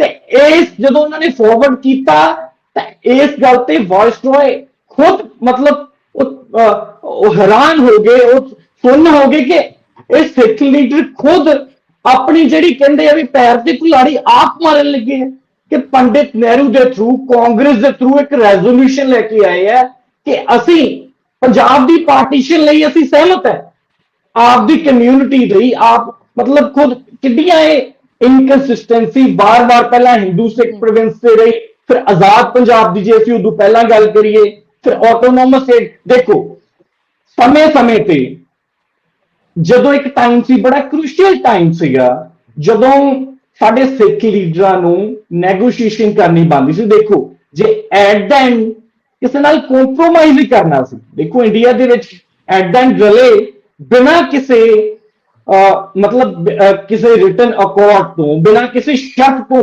ਬੇਸ਼ਰਤ ਇੰਡੀਆ ਦੇ ਨਾਲ ਉਹਨਾਂ ਨੇ ਆਪਣੀ ਸਹਿਮਤੀ ਜਤਾਈ, ਤਾਂ ਕਿਉਂ ਨਹੀਂ ਮੌਕੇ ਤੇ ਜਿਹੜਾ ਕ੍ਰੂਸ਼ੀਅਲ ਟਾਈਮ ਸੀ ਪਾਕਿਸਤਾਨ ਨੇ ਖੁਦ ਵੀ ਆਫਰ ਕੀਤਾ ਸੀ, ਕਿਉਂ ਨਹੀਂ ਉਸ ਟਾਈਮ ਤੇ ਨੈਗੋਸ਼ੀਏਸ਼ਨਸ ਹੋਈਆਂ, ਕਿਉਂ ਨਹੀਂ ਆਪਣੀ ਜਿਹੜੀ ਸਿੱਖ ਸੋਵਰਨ ਸਟੇਟ ਦੀ ਜਿਹੜੀ ਮੰਗ ਹੈ। ਦੇਖੋ ਮੈਂ ਜੇ ਗੱਲ ਕਰਾਂ ਇੱਕ ਟਾਈਮ ਤੇ ਲਾਹੌਰ ਜਿਹੜੀ ਕਾਂਗਰਸ ਕਾਨਫਰੰਸ ਹੋਈ, ਇੰਡੀਅਨ ਨੈਸ਼ਨਲ ਕਾਂਗਰਸ ਦਾ ਜੋ ਕਾਨਫਰੰਸ ਹੋਈ, ਉਹਦੇ ਵਿੱਚ ਪੰਡਿਤ ਨਹਿਰੂ ਕਹਿੰਦੇ ਆ ਕਿ ਅਸੀਂ ਜਿਹੜੀ ਕਨਸਟੀਟਿਊਸ਼ਨ ਲਿਖਾਂਗੇ ਉਹਦੇ ਵਿੱਚ ਮਾਈਨੋਰਿਟੀਜ਼ ਦਾ ਖਾਸ ਕਰ ਖਿਆਲ ਰੱਖਿਆ ਜਾਊਗਾ।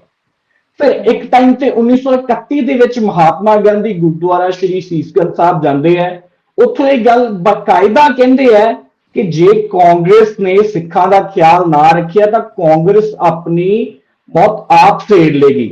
ਇੱਕ ਹੋਰ ਗੱਲ ਆਖੀ ਜੋ ਸੁਣਨ ਦੇ ਵਿੱਚ ਆਉਂਦੀ ਹੈ ਕਿ ਨਹੀਂ ਤਾਂ ਸਿੱਖਾਂ ਕੋਲ ਆਪਣੀ ਕਿਰਪਾਨ ਤਾਂ ਹੈ ਹੀ। ਉਸ ਤੋਂ ਬਾਅਦ ਕਲਕੱਤਾ ਕਾਨਫਰੰਸ ਦੇ ਵਿੱਚ ਪੰਡਿਤ ਨਹਿਰੂ ਫਿਰ ਕਹਿੰਦੇ ਆ ਕਿ ਜੇ ਨਾਰਥ ਇੰਡੀਆ ਦੇ ਵਿੱਚ ਸਿੱਖਾਂ ਨੂੰ ਆਪਣੀ ਇੱਕ ਅਲੱਗ ਆਜ਼ਾਦ ਅਸੀਂ ਕੋਈ ਉੱਥੇ ਜਗ੍ਹਾ ਦਿੰਨੇ ਆ ਤਾਂ ਉਹਦੇ ਵਿੱਚ ਗਲਤ ਕੀ ਹੈ। ਪਰ ਵਾਰ-ਵਾਰ ਇਹ ਗੱਲਾਂ ਹੋਣ ਦੇ ਬਾਵਜੂਦ ਵੀ ਸਿਰਫ ਉਹਨਾਂ ਦੇ ਬਿਆਨਾਂ ਨਾਲ ਸਾਡੀ ਸਿੱਖ ਲੀਡਰਸ਼ਿਪ ਨੇ ਅਨਫੋਰਚੂਨੇਟਲੀ ਉਹਨਾਂ ਦੇ ਸਿਰਫ ਤੇ ਸਿਰਫ ਹਵਾਈ ਬਿਆਨਾਂ ਦਾ ਝੰਡਾ ਚੁੱਕੀ ਰੱਖਿਆ ਤੇ ਉਹਨਾਂ ਤੇ ਬੇਤਹਾ ਯਕੀਨ ਕੀਤਾ, ਜਿਹਦੇ ਕਰਕੇ ਅਸੀਂ ਅੱਜ ਸਭ ਤੋਂ ਵੱਡੀ ਗੱਲ ਹੈ ਤਾਰਾ ਸਿੰਘ ਜੀ ਦੀ ਪੂਅਰ ਡਿਸੀਜਨ ਮੇਕਿੰਗ ਵੱਲ ਨੂੰ ਤੁਹਾਡਾ ਇਸ਼ਾਰਾ ਹੈ ਕਿ ਉਹਨਾਂ ਨੇ ਸਹੀ ਵਕਤ ਤੇ ਸਹੀ not only master Tara Singh ji ਜਿਹੜੇ ਉਹਨਾਂ ਨੇ ਨੋਮੀਨੀਜ਼ ਬਣਾਏ। ਦੇਖੋ ਮੈਂ ਬਲਦੇਵ ਸਿੰਘ ਜੀ ਦੀ ਗੱਲ ਕੀਤੀ ਜਿਹੜੇ ਪੰਥਕ ਪ੍ਰਤੀਨਿਧੀ ਬੋਰਡ ਸੀ ਉਹਦੀ ਸਬ ਕਮੇਟੀ ਵਿੱਚ ਵੀ ਰਹੇ। ਬਿਲਕੁਲ ਜੀ, ਬਲਦੇਵ ਸਿੰਘ ਜਿਹੜੇ ਇੱਕ ਵਪਾਰੀ ਸਨ, ਜਿਹੜੇ ਅਕਾਲੀ ਦਲ ਦੇ ਟੂਰਸ ਨੂੰ ਸਪਾਂਸਰ ਕਰਦੇ ਸਨ, ਖਾਸ ਕਰ ਮਾਸਟਰ ਤਾਰਾ ਸਿੰਘ। ਅਕਾਲੀ ਦਲ ਕਿੰਨੀ ਪੁਰਾਣੀ ਪਾਰਟੀ ਸੀ, 1920-25 ਤੋਂ ਬਾਅਦ ਤਾਂ ਜਾ ਕੇ ਅਕਾਲੀ ਦਲ ਦਾ ਜਨਮ ਹੁੰਦਾ। ਉਹਨਾਂ ਨੂੰ ਬੇਬੀ ਬਲਦੇਵ ਸਿੰਘ ਦੇ ਨਾਮ ਨਾਲ ਜੋ ਸੁਣਿਆ ਜਾਂਦਾ, ਬੁਲਾਇਆ ਜਾਂਦਾ ਸੀ ਪੰਡਿਤ ਨਹਿਰੂ ਵਰਗਿਆਂ ਵੱਲੋਂ, ਕਿਉਂਕਿ ਉਹਨਾਂ ਦੀ ਰਾਜਨੀਤਿਕ ਸਮਝ ਬਿਲਕੁਲ ਨਾ ਦੇ ਬਰਾਬਰ ਹਾਸ਼ੀਏ ਤੇ ਸੀ। ਬੇਬੀ ਬਲਦੇਵ ਸਿੰਘ ਉਹਨਾਂ ਨੂੰ ਪੁਕਾਰਿਆ ਜਾਂਦਾ ਸੀ। ਬੜੀ ਹਾਸੋਹੀਣੀ ਗੱਲ ਹੈ। ਜੋ ਉਸ ਤੋਂ ਬਾਅਦ ਦੇਖੋ ਉਹਨਾਂ ਨੂੰ ਨੋਮੀਨੀ ਬਣਾ ਕੇ ਉਹਨਾਂ ਨੂੰ ਸਿੱਖ ਰਿਪਰੈਜ਼ੈਂਟੇਟਿਵ ਬਣਾ ਕੇ ਸਿੱਖਾਂ ਦੀ ਨੈਗੋਸ਼ੀਏਸ਼ਨਸ ਕਰਨ ਲਈ ਉਹਨਾਂ ਨੂੰ ਭੇਜਿਆ ਗਿਆ, ਜਿਹੜੇ ਕਿ ਵਪਾਰੀ ਸੀ ਤੇ ਉਹ ਕਿਸੇ ਮਤਲਬ ਠੀਕ ਹੈ ਜੀ। ਹਾਂ, ਅਗਰ ਆਪਾਂ ਅੱਜ ਦੇ ਸਮੇਂ 'ਚ ਵੀ ਦੇਖੀਏ ਤਾਂ ਸ਼ਾਇਦ ਪਾਕਿਸਤਾਨ ਦੇ ਨਾਲ ਅਗਰ ਜਾਣ ਦਾ ਫੈਸਲਾ ਲਿਆ ਹੁੰਦਾ ਤਾਂ ਸਹੀ ਨਹੀਂ ਹੋਣਾ ਸੀਗਾ। ਕੋਮਲ, ਮੈਂ ਚਾਹੁੰਦੀ ਹਾਂ ਕਿ ਰੋਬਿਨ ਦੀਆਂ ਕੁਝ ਗੱਲਾਂ ਵਿੱਚੋਂ ਤੁਸੀਂ ਕੁਝ ਪੁਆਇੰਟ ਨੋਟ ਵੀ ਕੀਤੇ ਆ, ਉਹਨਾਂ ਨੂੰ ਵੀ ਕਹੋ, ਤੇ ਨਾਲ ਹੀ ਉਸ ਸਮੇਂ ਦੀ ਜਿਹੜੀ ਲੀਡਰਸ਼ਿਪ ਦੇ ਇੱਕ ਉਹ ਹਿੰਦੂ ਮੁਸਲਿਮ ਜਿਹੜਾ ਹੋਇਆ ਦੇਸ਼ ਦੇ ਵਿੱਚ, ਜਿਹੜਾ ਕਮਿਊਨਲ ਐਂਗਲ ਆਇਆ ਜਿਹਦੇ ਕਰਕੇ ਹੀ ਵੰਡ ਹੋਈ ਆ, ਉਸ ਚੀਜ਼ ਤੇ ਵੀ ਥੋੜੀ ਨਿਗਾਹ ਪਾਓ। ਮੈਂ ਇੱਕ ਦੋ ਚੀਜ਼ਾਂ ਐਡ ਕਰਨਾ ਚਾਹੂੰਗੀ। ਇੱਕ ਪਹਿਲੀ ਗੱਲ ਇਹ ਕਿ ਜਿਹੜੇ ਵੀ ਫੇਲੀਅਰਸ ਐਂਡ ਜਿਹੜੀਆਂ ਇਨਕਨਸਿਸਟੈਂਸੀਜ਼ ਰਹੀਆਂ ਨੇ, ਇਹਨਾਂ ਨੂੰ ਆਪਾਂ ਦੋ ਲਾਈਟਸ 'ਚ ਦੇਖ ਸਕਦੇ ਹਾਂ। ਪਹਿਲੀ ਇਹ ਮਤਲਬ ਮੈਂ ਵਾਈਡਰ ਕੰਟੈਕਸਟ ਦੇਣਾ ਚਾਹੂੰਗੀ ਕਿ ਅਨਡਿਵਾਈਡਡ ਪੰਜਾਬ 'ਚ ਸਿੱਖਾਂ ਦੀ ਪੋਪੂਲੇਸ਼ਨ ਦੀ ਪਰਸੈਂਟੇਜ ਸਿਰਫ 12 ਸੀ, 12 ਤੋਂ 13 ਅਕੋਰਡਿੰਗ ਟੂ 1911 ਸੈਂਸਸ। ਤੇ ਸਿੱਖ ਚਾਹੇ ਬਹੁਤ ਜ਼ਿਆਦਾ ਰਿਪਰੈਜ਼ੈਂਟ ਕਰਦੇ ਸੀ ਆਰਮੀ 'ਚ, ਬਹੁਤ ਇਕਨੋਮਿਕਲੀ ਵੈਲ ਆਫ ਵੀ ਸੀਗੇ, ਡਿਸਪਾਈਟ ਆਲ ਦ ਰੀਜ਼ਨਸ ਪੋਪੂਲੇਸ਼ਨ ਬਹੁਤ ਘੱਟ ਸੀ। ਤੇ ਕੋਈ ਵੀ ਡਿਮਾਂਡ ਅੱਗੇ ਰੱਖਦੇ ਇਹਨਾਂ ਨੂੰ ਸੀਰੀਅਸਲੀ ਨਹੀਂ ਲਿਆ ਜਾਣਾ ਸੀਗਾ, ਕਿਉਂਕਿ ਪੋਲਿਟਿਕਸ ਸਿਰਫ ਪੋਪੂਲੇਸ਼ਨ ਵੋਟ ਬੈਂਕ ਦੇ ਸਿਰ ਤੇ ਚੱਲਦੀ ਹੈ। ਦੂਸਰੀ ਗੱਲ ਇਹ ਕਿ ਯੈਸ, ਸਿੱਖ ਲੀਡਰਸ਼ਿਪ ਬਹੁਤ ਸਾਰੀਆਂ ਪਾਰਟੀਜ਼ 'ਚ ਡਿਵਾਈਡਡ ਸੀਗੇ, ਇਹਨਾਂ ਦੀ ਆਪਸ 'ਚ ਕੋਈ ਯੂਨਿਟੀ ਨਹੀਂ ਸੀਗੀ। ਉਹਦੇ ਬਹੁਤ ਫੈਕਟਰਸ ਹੋ ਸਕਦੇ ਨੇ। ਬਹੁਤ ਸਾਰੇ ਸਿੱਖ ਲੀਡਰਸ ਕਮਿਊਨਿਸਟ ਸੀਗੇ, ਜਿਹੜੇ ਕਿ ਰਸ਼ੀਆ ਨੂੰ ਆਪਣਾ ਫਿਲੋਸੋਫੀਕਲ ਮਦਰਲੈਂਡ ਜਾਂ ਫਾਦਰਲੈਂਡ ਮੰਨਦੇ ਸੀ, ਉਹਨਾਂ ਦੀ ਕਿਸੇ ਨਾਲ ਵੀ ਨਹੀਂ ਬਣਦੀ ਸੀ। ਬਹੁਤ ਸਾਰੇ ਸਿੱਖ ਲੀਡਰ ਕਾਂਗਰਸ ਸੀਗੇ, ਕੁਝ ਅਕਾਲੀ ਸੀਗੇ, ਤੇ ਕੁਝ ਈਵਨ ਯੂਨੀਅਨਿਸਟ ਪਾਰਟੀ ਜਿਹੜੀ ਸੀਗੀ, ਜਿਹੜੀ ਕਿ ਬੇਸਿਕਲੀ ਮੁਸਲਿਮ ਜ਼ਿਮੀਦਾਰਾਂ ਦੀ ਪਾਰਟੀ ਸੀ, ਉਹਦੇ 'ਚ ਵੀ ਸਿੱਖ ਜੱਟਾਂ ਦੀ ਰਿਪਰੈਜ਼ੈਂਟੇਸ਼ਨ ਸੀਗੀ, ਬਹੁਤ ਜ਼ਿਆਦਾ ਨਹੀਂ ਸੀ। ਤਾਂ ਇਹ ਜਿਹੜੀ 12% ਪੋਪੂਲੇਸ਼ਨ ਸੀਗੀ, ਇਹੀ 5-6 ਅੱਗੇ ਫੈਕਸ਼ਨਸ ਡਿਵਾਈਡਡ ਸੀਗੀ। ਤਾਂ ਇੱਕ ਰੀਜ਼ਨ ਇਹ ਵੀ ਹੋ ਸਕਦਾ ਕਿ ਕਦੇ ਇੰਨੀ ਯੂਨਿਟੀ ਨਹੀਂ ਰਹੀ। ਐਂਡ ਸੈਕਿੰਡ ਗੱਲ ਜਿਹੜੀ ਤੁਸੀਂ ਪੁੱਛਿਆ ਕੁਐਸਚਨ ਕਿ ਜਿਹੜਾ ਡਿਵਾਈਡ ਆਇਆ ਸਿੱਖਾਂ 'ਚ, ਮਤਲਬ ਬੇਸਿਕਲੀ ਹਿੰਦੂ ਮੁਸਲਿਮ ਡਿਵਾਈਡ ਆਇਆ, ਜੇ ਆਪਾਂ ਇਹ ਗੱਲ ਕਰਨ ਲੱਗੇ ਤੇ ਤਾਂ ਬਹੁਤ ਆਪਾਂ ਨੂੰ ਪਿਛਲੀ ਸੈਂਚੁਰੀ 'ਚ ਜਾਣਾ ਪਏਗਾ, 1880s 'ਚ ਜਾਣਾ ਪਏਗਾ, 1890s 'ਚ ਜਾਣਾ ਪਏਗਾ, in fact beginning of the 19th century 'ਚ ਜਾਣਾ ਪਏਗਾ। ਮੈਂ ਫਟਾਫਟ ਉੱਪਰੋਂ ਚੀਜ਼ ਜਿੰਨੀ ਕੁ ਮੈਨੂੰ ਸਮਝ ਹੈ ਉਹਦੇ ਅਕੋਰਡਿੰਗ ਆਈ ਸ਼ੋਰ ਕਮਲ। ਸੋ ਆਪਾਂ ਜਦੋਂ ਵੀ ਕਮਿਊਨਲਿਜ਼ਮ ਦੀ ਗੱਲ ਕਰਦੇ ਹਾਂ, ਆਪਣੀ ਸਟੋਰੀ ਸਟਾਰਟ ਹੁੰਦੀ ਹੈ ਬਿਗਨਿੰਗ ਆਫ 19th ਸੈਂਚੁਰੀ, ਜਦੋਂ ਕਿ socio religious reform movements start ਹੋਈਆਂ। We'll start with Brahmo Samaj. ਉਸ ਤੋਂ ਬਾਅਦ ਜਦੋਂ ਅੱਗੇ ਜਾਂਦੇ ਹਾਂ ਤਾਂ by the end of 19th century ਹਿੰਦੂਆਂ 'ਚ ਆਰੀਆ ਸਮਾਜ ਐਂਡ ਉਹ ਵਾਲੀ ਮੂਵਮੈਂਟ ਕਿ ਆਪਾਂ ਨੂੰ ਉਹ ਆਈਡੀਆ ਕਿ ਆਪਾਂ ਨੂੰ ਪੁਰਾਣਾ ਪਿਓਰ ਫਾਰਮ ਆਫ ਹਿੰਦੂਇਜ਼ਮ ਵਾਪਸ ਲੈ ਕੇ ਆਉਣਾ, ਇਹ ਆਈਡੀਆ। ਜਿਹੜੇ ਵੀ ਬਾਅਦ ਚੋਂ ਮੁਸਲਿਮ ਇਨਵੇਡਰਸ ਆਏ ਨੇ, ਉਹਨਾਂ ਨੇ ਸਾਡੇ ਰਿਲੀਜਨ ਦਾ ਡੀਗ੍ਰੇਡੇਸ਼ਨ ਹੀ ਕੀਤਾ। ਪੁਰਾਣੇ ਟਾਈਮ ਤੋਂ ਸਾਰਾ ਕੁਝ ਬਹੁਤ ਅੱਛਾ ਸੀ, ਅਸੀਂ ਆਪਣੀ ਪ੍ਰੋਟੈਕਸ਼ਨ ਆਪ ਕਰ ਸਕਦੇ ਸੀਗੇ, we need to be stronger as a community. ਇਹ ਵਾਲੀ ਫੀਲਿੰਗ ਹਿੰਦੂਆਂ 'ਚ ਵੀ ਆਈ, ਮੁਸਲਮਾਨਾਂ 'ਚ ਵੀ ਆਈ, ਐਂਡ ਦੈਨ ਲੇਟਰ ਔਨ ਜਦੋਂ ਆਪਾਂ ਸਿੰਘ ਸਭਾ ਮੂਵਮੈਂਟ ਦੇਖਦੇ ਹਾਂ ਸਿੱਖਾਂ 'ਚ ਵੀ ਆਈ। ਦੂਸਰਾ ਇਹਨਾਂ ਮੂਵਮੈਂਟਸ ਨੇ ਇਹ ਆਈਡੀਆ ਪਪੂਲਰ ਕਰਤਾ ਸੀਗਾ ਕਿ ਜਿਹੜੀ ਤੁਹਾਡੀ ਰਿਲੀਜੀਅਸ ਆਇਡੈਂਟੀਟੀ ਹੈ ਤੁਸੀਂ ਉਹਨੂੰ ਇਗਨੋਰ ਨਹੀਂ ਕਰ ਸਕਦੇ। ਤੁਹਾਡੀ ਕਾਸਟ ਵੀ ਹੈ, ਤੁਹਾਡਾ ਵਿਲੇਜ ਆਇਡੈਂਟੀਟੀ ਵੀ ਹੈ, ਬਟ ਜਿਹੜੀ ਰਿਲੀਜੀਅਸ ਆਇਡੈਂਟੀਟੀ ਹੈ ਇਹ ਇੱਕ ਇੰਟ੍ਰਿੰਸਿਕ ਪਾਰਟ ਆਫ ਤੁਹਾਡਾ ਨੇਚਰ ਹੈ, ਤੁਸੀਂ ਇਹਨੂੰ ਆਪਣੇ ਆਪ ਨੂੰ ਇਸ ਤੋਂ ਅੱਡ ਕਰਕੇ ਨਹੀਂ ਦੇਖ ਸਕਦੇ। ਇਸ ਤੋਂ ਬਾਅਦ ਜਿਹੜੇ ਕਿ ਬ੍ਰਿਟਿਸ਼ ਇੰਡੀਆ ਨੇ ਸੈਂਸਸ ਸਟਾਰਟ ਕੀਤੇ, you were required to state your religion in those census. ਬਹੁਤ ਸਾਰੇ ਲੋਕਾਂ ਨੂੰ ਤਾਂ ਇਹ ਨਹੀਂ ਪਤਾ ਸੀਗਾ ਕਿ ਉਹਨਾਂ ਦਾ ਰਿਲੀਜਨ ਕੀ ਹੈ, ਰਿਲੀਜਨ ਹੁੰਦਾ ਕੀ ਹੈ। ਉਹ ਤਾਂ ਆਪਣੇ ਆਪ ਨੂੰ ਕਾਸਟ ਤੇ ਆਪਣੇ ਪਿੰਡ ਨਾਲ ਐਸੋਸੀਏਟ ਕਰਦੇ ਸੀ।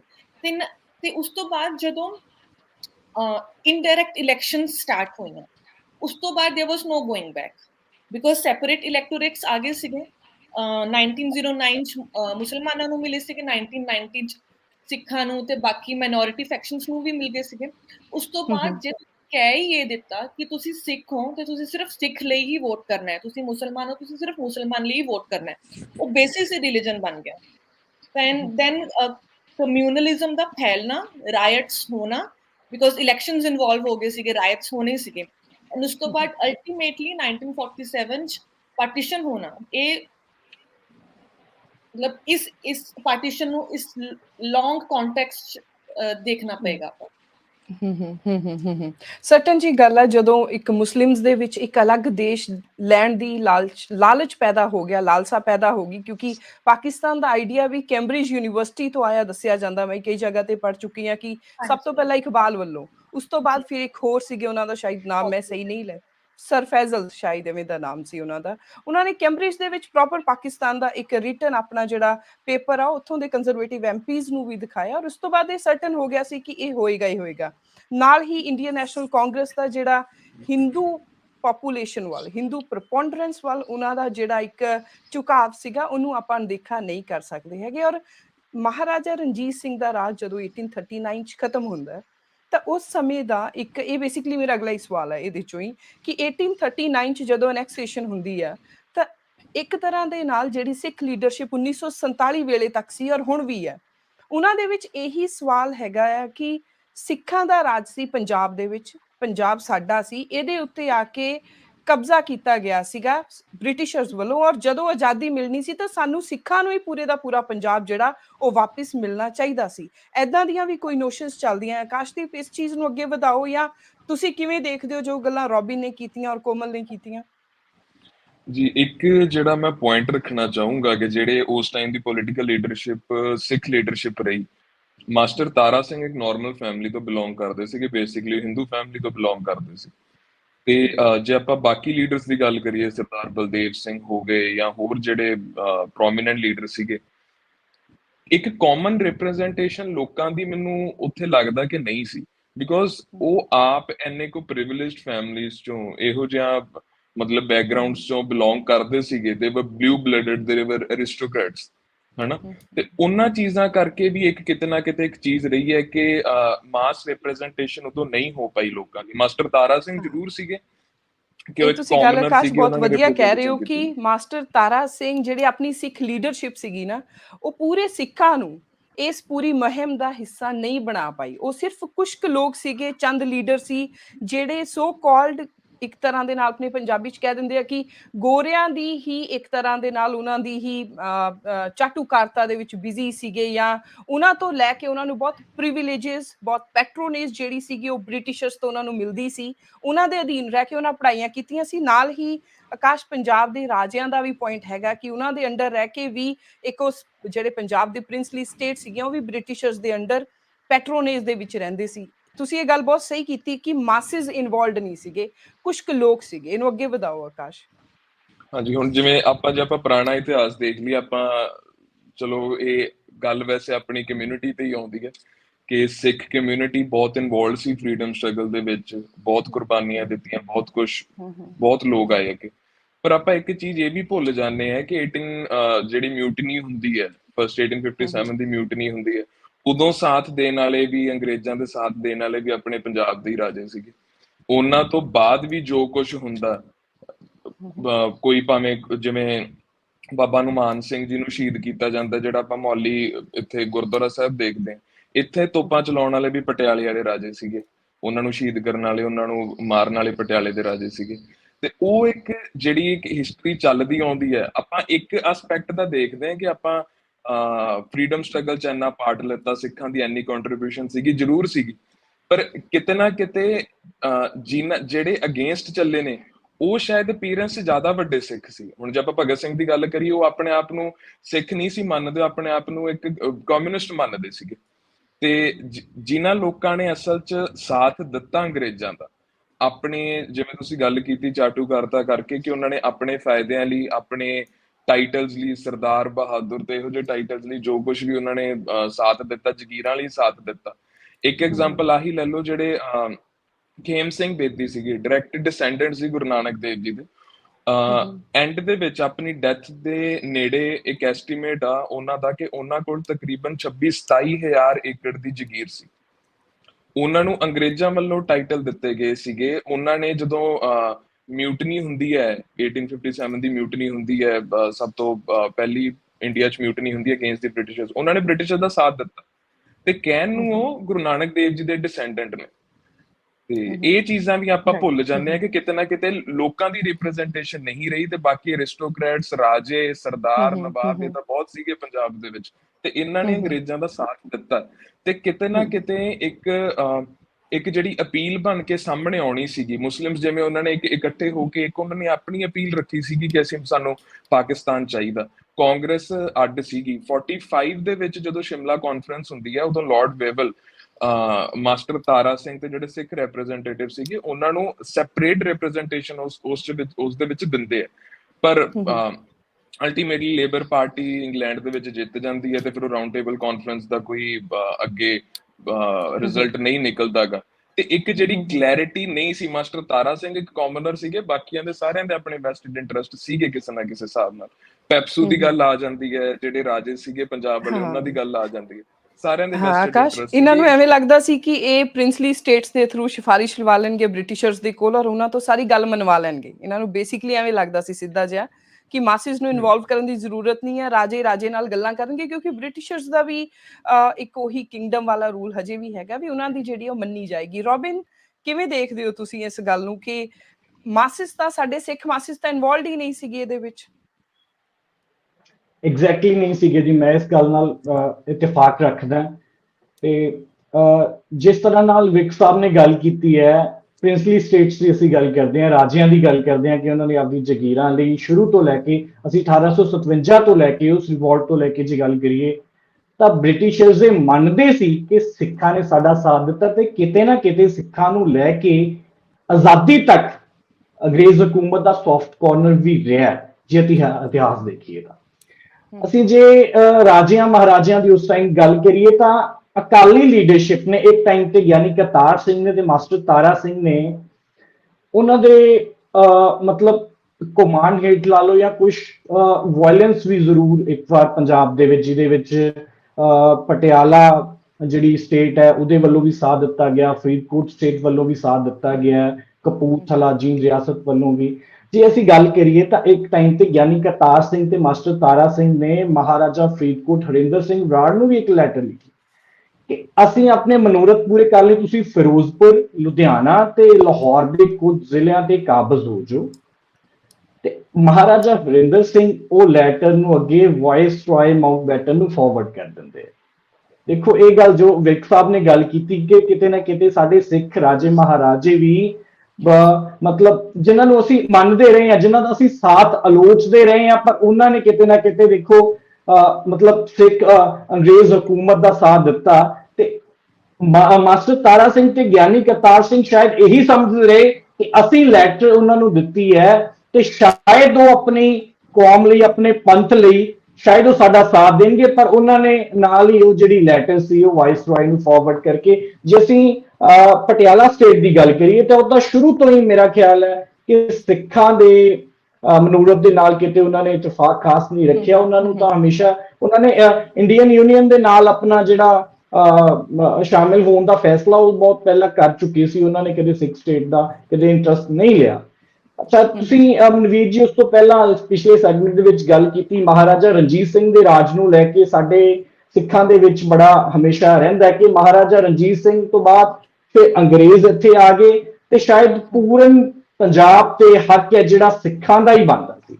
ਦੇਖੋ ਇੱਕ ਗੱਲ ਨਾਲ ਤਾਂ ਮੈਂ ਸਹਿਮਤ ਹੈ ਕਿ ਅੰਗਰੇਜ਼ ਹਕੂਮਤ ਕਿਤੇ ਨਾ ਕਿਤੇ ਇਹ ਮੰਨਦੀ ਸੀ ਕਿ ਸਿੱਖਾਂ ਤੋਂ ਅਸੀਂ ਜਿਹੜਾ ਰਾਜ ਹੈ ਜੋ ਪੰਜਾਬ ਦਾ ਲਿਆ, ਤੇ ਕਿਤੇ ਨਾ ਕਿਤੇ ਇਹਨਾਂ ਨੂੰ ਬਣਦਾ ਹੱਕ ਅਸੀਂ ਜ਼ਰੂਰ ਦੇ ਕੇ ਜਾਈਏ।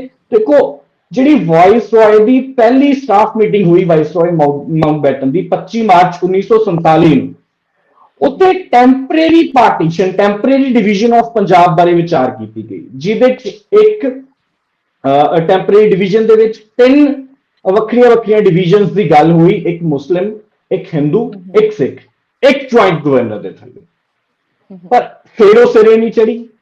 ਫਿਰ ਜੇ ਅਸੀਂ ਗੱਲ ਕਰੀਏ ਮਹਾਰਾਜਾ ਰਣਜੀਤ ਸਿੰਘ, ਸਿੱਖ ਸਮਝਦੇ ਸਨ ਕਿ ਮਹਾਰਾਜਾ ਰਣਜੀਤ ਸਿੰਘ ਦਾ ਰਾਜ ਪੂਰਾ ਸਾਨੂੰ ਮਿਲੇ। ਫਿਰ ਉਸ ਟਾਈਮ ਤੇ ਹਿੰਦੂਜ਼ ਨੂੰ ਵੀ ਯਾਦ ਆ ਗਿਆ ਅਰਲੀ ਵੈਦਿਕ ਏਜ ਦਾ ਸਮਾਂ, ਉਹ ਕਹਿੰਦੇ ਸੀ, ਉਹ ਸਮਝਦੇ ਕਿ ਪੰਜਾਬ ਸਾਡਾ। ਫਿਰ ਉਸ ਸਮੇਂ ਤੇ ਆ ਕੇ ਸ਼ਾਇਦ ਹਿੰਦੂ ਤੇ ਸਿੱਖਾਂ ਨੇ ਇਹ ਮਨ ਬਣਾ ਲਿਆ ਕਿ ਪੰਜਾਬ ਦੀ ਪਾਰਟੀਸ਼ਨ, ਜੇ ਦੇਸ਼ ਦੀ ਪਾਰਟੀਸ਼ਨ ਹੁੰਦੀ ਹੈ ਤਾਂ ਪੰਜਾਬ ਦੇ ਥਰੂ ਹੀ ਹੋਣੀ ਹੈ, ਦੇਸ਼ ਦੀ ਪਾਰਟੀਸ਼ਨ ਹੁੰਦੀ ਹੈ ਤਾਂ ਪੰਜਾਬ ਦੀ ਪਾਰਟੀਸ਼ਨ ਹੋਣੀ ਹੈ। ਸ਼ਾਇਦ ਉਹਨਾਂ ਨੇ ਸਹਿਮਤੀ ਬਣਾ ਲਈ ਸੀ ਕਿ ਜੇ ਦੇਸ਼ ਦੀ ਪਾਰਟੀਸ਼ਨ ਹੋਊਗੀ, ਪੰਜਾਬ ਦੀ ਪਾਰਟੀਸ਼ਨ ਹੋਊਗੀ, ਤਾਂ ਅਸੀਂ ਆਪਦੇ ਜਿਹੜੀ ਮਨਪਸੰਦੀ ਹੈ ਉਹ ਇਲਾਕੇ ਰੱਖ ਲਾਂਗੇ। ਪਰ ਉਹ ਗੱਲ ਫੇਰ ਨਾ ਹੋ ਸਕੀ। ਦੇਖੋ, ਜਦੋਂ ਆਜ਼ਾਦ ਪੰਜਾਬ ਦਾ ਕਨਸੈਪਟ ਸੀ, ਜਦੋਂ ਮੈਂ ਅੰਬਾਲਾ, ਜਲੰਧਰ, ਲਾਹੌਰ ਡਿਵੀਜ਼ਨ ਤੇ ਮੁਲਤਾਨ ਡਿਵੀਜ਼ਨ ਦੇ ਕੁਝ ਲਿਆਲਪੁਰ ਸਮੇਤ ਜ਼ਿਲ੍ਹਿਆਂ ਦੀ ਗੱਲ ਕੀਤੀ, ਤਾਂ ਕੀ ਹੁੰਦਾ ਜਦੋਂ ਬਾਉਂਡਰੀ ਕਮਿਸ਼ਨ ਬਣਦਾ ਸਰ ਰੈਡਕਲਿਫ ਦੇ ਅਗਵਾਈ ਹੇਠ ਜੁਲਾਈ 1947 ਦੇ ਵਿੱਚ, ਤੇ 17 ਅਗਸਤ ਨੂੰ ਉਹਦਾ ਅਵਾਰਡ ਆਉਂਦਾ ਹੈ, ਬਾਉਂਡਰੀ ਅਵਾਰਡ, ਜਿਹਦੇ ਚ ਵੈਸਟ ਪੰਜਾਬ ਨੂੰ 62,000 ਸਕੁਅਰ ਮਾਈਲਸ ਦਿੱਤੇ ਜਾਂਦੇ ਆ ਤੇ ਈਸਟ ਪੰਜਾਬ ਨੂੰ 37,000 ਸਕੁਅਰ ਮਾਈਲਸ ਦਿੱਤੇ ਜਾਂਦੇ ਆ। ਸਿੱਖ ਫਿਰ ਡਿਸਰਟਨ ਹੋ ਜਾਂਦੇ ਆ। ਕਿਉਂ? ਕਿਉਂਕਿ ਉਹਨਾਂ ਨੇ ਲਿਆਲਪੁਰ, ਸ਼ੇਖਪੁਰਾ ਆਜ਼ਾਦ ਪੰਜਾਬ ਦੇ ਹੇਠ ਮੰਗਿਆ ਸੀ ਸਿੱਖ ਸਟੇਟ ਲਈ। ਪਰ ਗੱਲ ਕੀ ਹੁੰਦੀ ਆ, ਉਹ ਬਾਉਂਡਰੀ ਅਵਾਰਡ ਦੇ ਵਿੱਚ ਜਿਹੜੇ ਲਿਆਲਪੁਰ ਹੈ ਤੇ ਸ਼ੇਖਪੁਰਾ ਤੇ ਕੁਝ ਹੋਰ ਮੁਲਤਾਨ ਡਿਵੀਜ਼ਨ ਦੇ ਜੋ ਜ਼ਿਲ੍ਹੇ ਸਨ, ਉਹ ਚਲੇ ਜਾਂਦੇ ਆ ਵੈਸਟ ਪੰਜਾਬ ਦੇ ਵਿੱਚ। ਪਰ ਫਿਰ ਇਸੇ ਕਰਕੇ ਰੋਬਿਨ, ਫਿਰ ਇੱਕ ਜੋ ਫਿਰ ਅਣਗਹਿਲੀ ਹੁੰਦੀ ਕਰਕੇ ਹੈ, ਇਸ ਚੀਜ਼ ਨੂੰ ਕਿਹਾ ਜਾਂਦਾ ਹੈ ਕਿ ਇਹ ਜਿਹੜੀ ਵੰਡ ਹੋਈ ਹੈ ਕਾਣੀ ਵੰਡ ਸੀ। ਇਹਦੇ ਵਿੱਚ ਪੰਜਾਬ ਨੂੰ ਜਿਹੜੀਆਂ ਜ਼ਮੀਨਾਂ ਵੀ ਮਿਲੀਆਂ ਇੰਡੀਆ ਦੇ ਵਿੱਚ, ਉਹ ਬੰਜਰ ਸੀਗੀਆਂ, ਉਹਨਾਂ ਦੇ ਉੱਤੇ ਪੈਦਾਵਾਰ ਨਹੀਂ ਸੀ ਕੀਤੀ ਜਾ ਸਕਦੀ। ਕੋਮਲ, ਤੁਸੀਂ ਕਿਵੇਂ ਵੇਖਦੇ ਹੋ ਜੋ ਰੋਬਿਨ ਨੇ ਕਿਹਾ? ਇਹਦੇ 'ਚ ਤੁਸੀਂ ਕੁਛ ਐਡ ਕਰਨਾ ਚਾਹੋ? ਪਲੱਸ ਨਾਲ ਹੀ ਲਾਲਾ ਲਾਜਪਤ ਰਾਏ ਜੀ ਦਾ ਵੀ ਇੱਕ ਵਾਰੀ ਮੇਰੇ ਪੜ੍ਹਨ ਦੇ ਵਿੱਚ ਆਇਆ ਹੈ ਕਿ ਉਹਨਾਂ ਨੇ 1920 ਦੇ ਵਿੱਚ ਹੀ ਅਲੱਗ ਡਿਮਾਂਡ ਰੱਖ ਲਈ ਸੀ ਕਿ ਪੰਜਾਬ ਨੂੰ ਵੰਡ ਦਿੱਤਾ ਜਾਵੇ। ਤੁਸੀਂ ਉਹਦੇ ਪੂਰੇ ਵਾਈਡਰ ਕੰਟੈਕਸਟ ਦੇ ਵਿੱਚ ਹੀ ਆਪਣੀ ਗੱਲ ਨੂੰ ਰੱਖੋ, ਔਰ ਪਲੱਸ ਜੋ ਰੋਬਿਨ ਨੇ ਕਿਹਾ, ਹੋ ਸਕਦਾ ਕਈ ਚੀਜ਼ਾਂ ਨਾਲ ਤੁਸੀਂ ਕੁਛ ਐਡ ਆਨ ਕਰਨਾ ਚਾਹੁੰਦੇ ਹੋਵੋ। ਇਹ ਗੱਲ ਸੱਚ ਹੈ ਕਿ ਕਿਤੇ ਨਾ ਕਿਤੇ ਜਿਹੜਾ ਲੀਡਰਸ਼ਿਪ ਸੀਗੀ ਉਹਦੇ ਫੇਲੀਅਰਸ ਰਹੇ ਨੇ। ਦੂਸਰੀ ਗੱਲ ਕਿ ਮਾਸ ਮੋਬਿਲਾਈਜੇਸ਼ਨ ਨਹੀਂ ਸੀਗੀ, ਇਹ ਵੀ ਸੱਚ ਹੈ। ਤੇ ਰਣਜੀਤ ਸਿੰਘ ਦੇ ਰਾਜ ਤੋਂ ਬਾਅਦ ਕੁਝ ਅਨਫੇਅਰ ਚੀਜ਼ਾਂ ਹੋਈਆਂ, ਉਹ ਵੀ ਸੱਚ ਹੈ। ਪਰ ਇਹ ਸਿਰਫ ਪੰਜਾਬ ਤੇ ਲਿਮਿਟਿਡ ਨਹੀਂ ਸੀਗਾ। ਮਾਸ ਮੋਬਿਲਾਈਜੇਸ਼ਨ ਤਾਂ ਆਲ ਓਵਰ ਇੰਡੀਆ ਹੀ ਘੱਟ ਸੀਗੀ, ਕਿਉਂਕਿ ਵੋਟਿੰਗ ਰਾਈਟਸ ਤਾਂ ਸਿਰਫ ਬਹੁਤ ਥੋੜੇ ਲੋਕਾਂ ਕੋਲ ਸੀਗੇ। ਜਿਹੜੇ ਵੀ ਲੀਡਰਸ ਸੀਗੇ ਉਹ ਐਲੀਟ ਫੈਮਿਲੀਜ਼ ਨੂੰ ਬਿਲੋਂਗ ਕਰਦੇ ਸੀ। That is true for pan India. And ਇਹ ਸਿਰਫ ਪੰਜਾਬ ਤੱਕ ਲਿਮਿਟਿਡ ਨਹੀਂ ਸੀਗਾ। ਐਂਡ ਰਾਜਿਆਂ ਨੇ ਜਾਂ ਕੁਝ ਲੀਡਰਸ ਨੇ ਆਪਣੇ ਫਾਇਦੇ ਲਈ ਜਾਂ ਆਪਣੇ ਪਾਰਟਿਕੂਲਰ ਗਰੁੱਪ ਲਈ ਜਾਂ ਆਪਣੇ ਪਾਰਟਿਕੂਲਰ ਕਮਿਊਨਿਟੀ ਲਈ ਅੰਗਰੇਜ਼ਾਂ ਦੀ ਅਪੀਜ਼ਮੈਂਟ ਕੀਤੀ। that is also true for pan India, and I think ਇਹ colonized world ਚ ਬਾਕੀ ਜੇ ਕੰਟਰੀਜ਼ ਨੂੰ ਦੇਖੀਏ, ਅਫਰੀਕਾ ਚ ਦੇਖੀਏ, ਕਿਤੇ ਵੀ ਦੇਖੀਏ, that is true for everybody। ਤੀਸਰੀ ਗੱਲ ਇਹ ਹੈ ਕਿ ਆਪਾਂ ਬਹੁਤ ਰੋਮੈਂਟਿਸਾਈਜ਼ ਕਰਦੇ ਹਾਂ ਉਸ ਟਾਈਮ ਨੂੰ ਕਿ ਰਣਜੀਤ ਸਿੰਘ ਦੇ ਟਾਈਮ ਸਿੱਖ ਕਮਿਊਨਿਟੀ ਥੋੜੀ ਜਿਹੀ ਸੀਗੀ, ਬਟ ਕਿੰਨੇ ਵਾਈਡ ਏਰੀਆ ਚ ਉਹਨਾਂ ਦਾ ਰੂਲ ਸੀਗਾ। ਐਂਡ ਉਸ ਤੋਂ ਬਾਅਦ ਸਿੱਖ ਕਮਿਊਨਿਟੀ ਨਾਲ ਫੇਅਰ ਨਹੀਂ ਹੋਇਆ, ਕਿਉਂਕਿ ਇੱਕ ਟਾਈਮ ਤੇ ਰਾਜ ਕਰਦੇ ਹੁੰਦੇ ਸੀ। ਬਟ ਜੇ ਇਸ ਹਿਸਾਬ ਨਾਲ ਦੇਖੀਏ ਤਾਂ 1947 ਚ ਇੰਡੀਆ ਤਾਂ ਫਿਰ ਮੁਗਲਾਂ ਦੇ ਡਿਸੈਂਡੈਂਟਸ ਨੂੰ ਮਿਲ ਜਾਣਾ ਚਾਹੀਦਾ ਸੀਗਾ, ਜਾਂ ਕਸ਼ਮੀਰ ਚ ਸਿਰਫ ਹਿੰਦੂ ਰਾਜੇ ਦਾ ਹੀ ਰਾਜ ਰਹਿਣਾ ਚਾਹੀਦਾ ਸੀਗਾ, ਡਿਸਪਾਈਟ ਦਾ ਫੈਕਟ ਕਿ ਉੱਥੇ ਮੈਜੋਰਿਟੀ ਪੋਪੂਲੇਸ਼ਨ ਮੁਸਲਿਮਸ ਦੀ ਸੀਗੀ। ਤਾਂ ਇਹ ਗੱਲਾਂ ਮੈਂ ਥੋੜੀਆਂ ਮੈਨੂੰ ਰੈਟੋਰੀਕਲ ਲੱਗਦੀਆਂ ਨੇ, ਥੋੜੀਆਂ ਮੈਨੂੰ ਲੱਗਦਾ ਕਿ ਇਹ ਜਨਰਲਾਈਜੇਸ਼ਨਸ ਇੰਨਾ ਚ ਜ਼ਿਆਦਾ ਹੁੰਦੀਆਂ ਨੇ। ਜੇ ਆਪਾਂ ਰੈਟਰੋਸਪੈਕਟ, ਕਿਉਂਕਿ ਹੁਣ ਆਪਣੇ ਕੋਲ ਪ੍ਰਿਵਿਲੇਜ ਹੈਗੀ ਹੈ ਕਿ ਆਪਾਂ ਇੱਥੇ ਬੈਠ ਕੇ 100 ਸਾਲ ਪਹਿਲਾਂ ਜੋ ਹੋਇਆ ਜਾਂ 150 ਸਾਲ ਪਹਿਲਾਂ ਜੋ ਹੋਇਆ ਉਸਨੂੰ ਜੱਜ ਕਰੀਏ, ਕ੍ਰਿਟਿਸਾਈਜ਼ ਕਰੀਏ, ਕਰਨਾ ਵੀ ਚਾਹੀਦਾ ਹੈ। ਓਬਵੀਅਸਲੀ ਇਸੇ ਤਰ੍ਹਾਂ ਹਿਸਟਰੀ ਲਿਖੀ ਜਾਂਦੀ ਹੈ, ਪਰ ਰੈਟਰੋਸਪੈਕਟ ਚ ਦੇਖਣਾ ਕਿ ਇਹ ਬੁਰਾ ਹੋਇਆ, ਇਹ ਬੁਰਾ ਹੋਇਆ, ਇੱਥੇ ਇਹ ਹੋਣਾ ਚਾਹੀਦਾ ਸੀ, ਇਹ ਹੋਣਾ ਚਾਹੀਦਾ ਸੀ, ਦੈਟ ਇਜ਼ ਵੈਰੀ ਈਜ਼ੀ। ਕਦੇ ਆਪਾਂ ਇਹਨਾਂ ਟ੍ਰੈਪਸ 'ਚ ਫਸ ਜਾਂਦੇ ਆ, ਤਾਂ ਥੋੜਾ ਇਹਨਾਂ ਨੂੰ ਅਵੋਇਡ ਕਰਨਾ ਚਾਹੀਦਾ ਹੈ। ਐਂਡ ਲਾਸਟ ਪੁਆਇੰਟ ਮੇਰਾ ਇਹ ਹੈ ਕਿ ਮੇਰੇ ਦਿਮਾਗ 'ਚ ਸਿਰਫ ਇਹੀ ਕੁਐਸਚਨ ਆਉਂਦਾ ਹੈ ਕਿ ਕਮਿਊਨਲਿਜ਼ਮ ਉਸ ਟਾਈਮ ਦੀ ਰਿਐਲਿਟੀ ਸੀਗੀ, ਰਾਇਟਸ ਉਸ ਟਾਈਮ ਦੀ ਰਿਐਲਿਟੀ ਸੀਗੇ, ਇਹਨੂੰ ਕੋਈ ਡਿਨਾਈ ਨਹੀਂ ਕਰ ਸਕਦਾ। ਬਹੁਤ ਜ਼ਿਆਦਾ ਬਿਟਰਨੈਸ ਹੋ ਗਈ ਸੀ, ਇਹਨੂੰ ਵੀ ਕੋਈ ਡਿਨਾਈ ਨਹੀਂ ਕਰ ਸਕਦਾ। ਬਟ ਕੀ ਪਾਰਟੀਸ਼ਨ ਹੋਣਾ ਇਨਐਵਿਟੇਬਲ ਸੀਗਾ, ਐਂਡ ਜੇ ਪਾਰਟੀਸ਼ਨ ਹੋ ਵੀ ਗਈ ਤਾਂ ਕੀ ਜੋ ਉਸ ਟਾਈਮ ਤੇ ਡਿਸਟਰਕਸ਼ਨ ਹੋਈ, ਡੈਥਸ ਹੋਈਆਂ, ਰੇਪਸ ਹੋਏ, ਕਿੰਨਾ ਕੁਛ ਹੋਇਆ, ਕਿੰਨਾ ਕੁਛ ਬੁਰਾ ਹੋਇਆ, ਕਿ ਉਹ ਹੋਣਾ ਜ਼ਰੂਰੀ ਸੀਗਾ? ਉਹ ਜ਼ਰੂਰੀ ਨਹੀਂ ਸੀਗਾ। ਜਿਹੜੀ ਪਾਰਟੀਸ਼ਨ ਹੋਈ, ਆਪਾਂ ਮੰਨ ਲਈਏ ਕਿ ਚਲੋ ਪਾਰਟੀਸ਼ਨ ਫਾਈਨਲ ਹੈ, ਹੋਣੀ ਹੈ, ਜਿੰਨੀ ਵੀ ਮਾਸ ਡਿਸਟਰਕਸ਼ਨ ਹੋਈ ਉੱਥੇ, ਉਹ ਹੋਣੀ ਜ਼ਰੂਰੀ ਨਹੀਂ ਸੀਗੀ। ਉਹਦੇ 'ਚ ਸਭ ਤੋਂ ਵੱਡਾ ਜਿਹੜਾ ਫੇਲੀਅਰ ਹੈ ਉਹ ਬ੍ਰਿਟਿਸ਼ ਰੂਲ ਦਾ ਹੈ।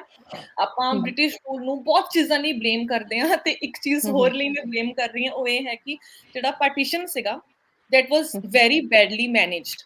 ਜਿਸ ਡੇਟ ਨੂੰ ਡਿਸਾਈਡ ਹੋਇਆ ਕਿ 15 ਅਗਸਤ ਨੂੰ ਆਪਣਾ ਇੰਡੀਪੈਂਡੈਂਸ ਹੋਇਆ, ਉਸ ਤੋਂ 2-3 ਦਿਨ ਬਾਅਦ ਰੈਡਕਲਿਫ ਕਮਿਸ਼ਨ ਨੇ ਐਗਜ਼ੈਕਟ ਲਾਈਨ ਦੱਸਤੀ ਕਿ ਇੱਥੋਂ ਲਾਈਨ ਨਿਕਲੇਗੀ ਤੇ ਇਹ ਇੰਡੀਆ ਤੇ ਇਹ ਪਾਕਿਸਤਾਨ। ਸੇਮ ਡੇਟ ਨੂੰ ਬ੍ਰਿਟਿਸ਼ ਫੌਜਾਂ ਇੰਗਲੈਂਡ ਲਈ ਰਵਾਨਾ ਹੋ ਗਈਆਂ।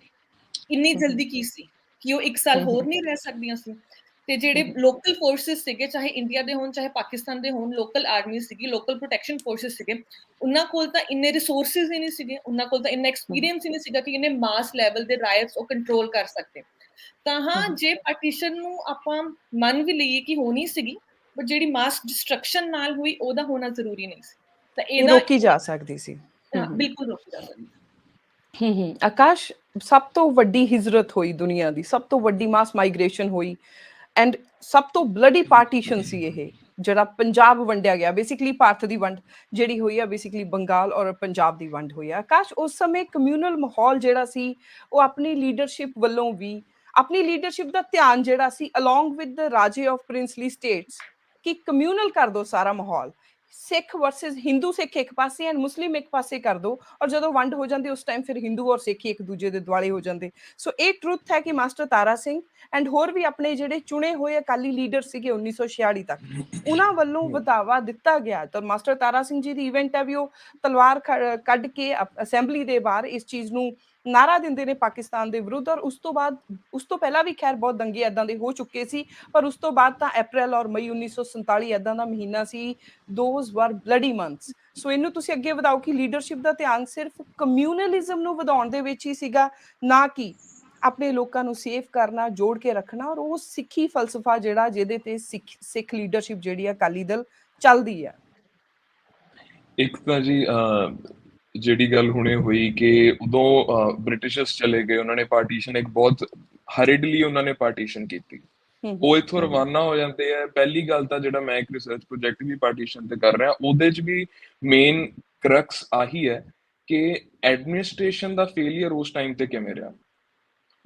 ਜਿਹੜੀ ਭਾਵੇਂ ਬ੍ਰਿਟਿਸ਼ ਐਡਮਿਨਿਸਟਰਡ ਏਰੀਆ ਸੀਗੇ, ਹੁਣ ਜੇ ਆਪਾਂ ਹੋਰ ਅੱਗੇ ਇਤਿਹਾਸ ਦੇ ਵਿੱਚ ਡੂੰਘਾ ਜਾਈਏ ਤਾਂ ਜਦੋਂ ਕਤਲੇਆਮ ਦੀ ਗੱਲ ਆਉਂਦੀ ਹੈ ਤਾਂ ਜਿਹੜੇ ਪੰਜਾਬ ਦੇ ਰਾਜੇ ਸੀਗੇ, including the royal family of Faridkot, ਇਹ ਡਾਇਰੈਕਟਲੀ ਇਨਵੋਲਵਡ ਸੀਗੇ ਇਨ ਕਿਲਿੰਗ ਆਫ ਮੁਸਲਿਮਸ।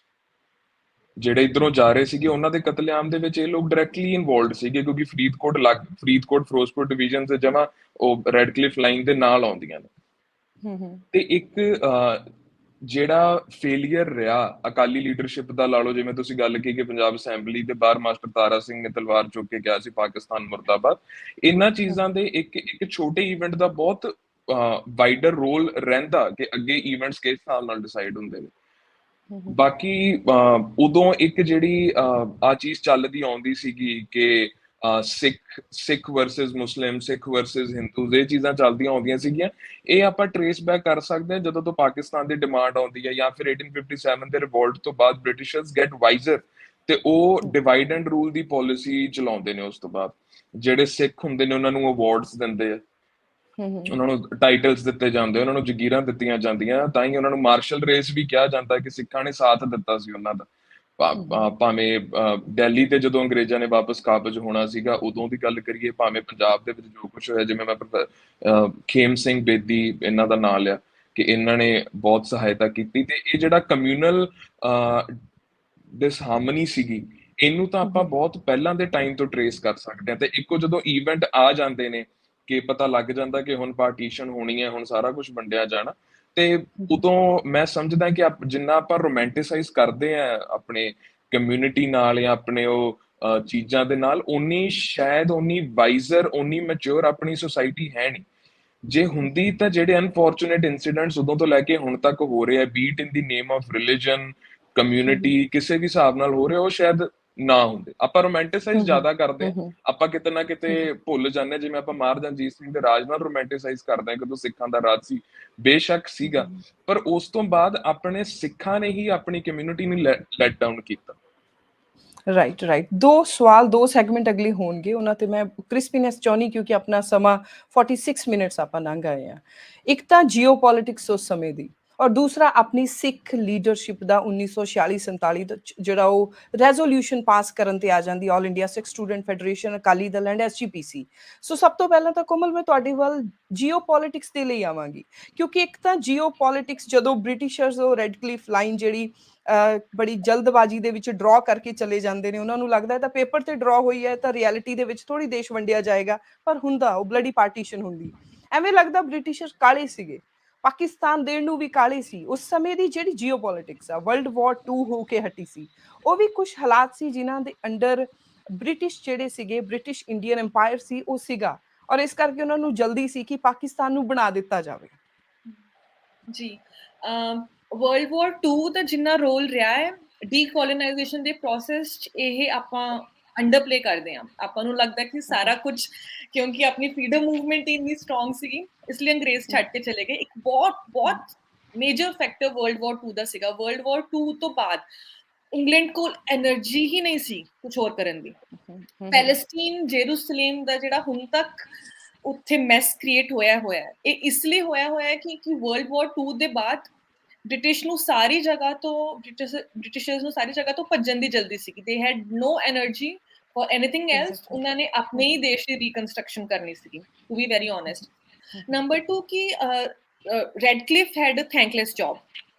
ਉਹ ਕਿਸੇ ਤਰ੍ਹਾਂ ਵੀ ਪਾਰਟੀਸ਼ਨ ਕਰਦੇ, ਉਹ ਕਿਤੋਂ ਵੀ ਲਾਈਨ ਡਰਾ ਕਰਦੇ, ਕਿਸੇ ਨਾ ਕਿਸੇ ਨੇ ਨਾਰਾਜ਼ ਹੋਣਾ ਹੀ ਸੀਗਾ, ਕਿਸੇ ਨਾ ਕਿਸੇ ਨੂੰ ਪ੍ਰੋਬਲਮਸ ਆਉਣੀਆਂ ਹੀ ਸੀਗੀਆਂ।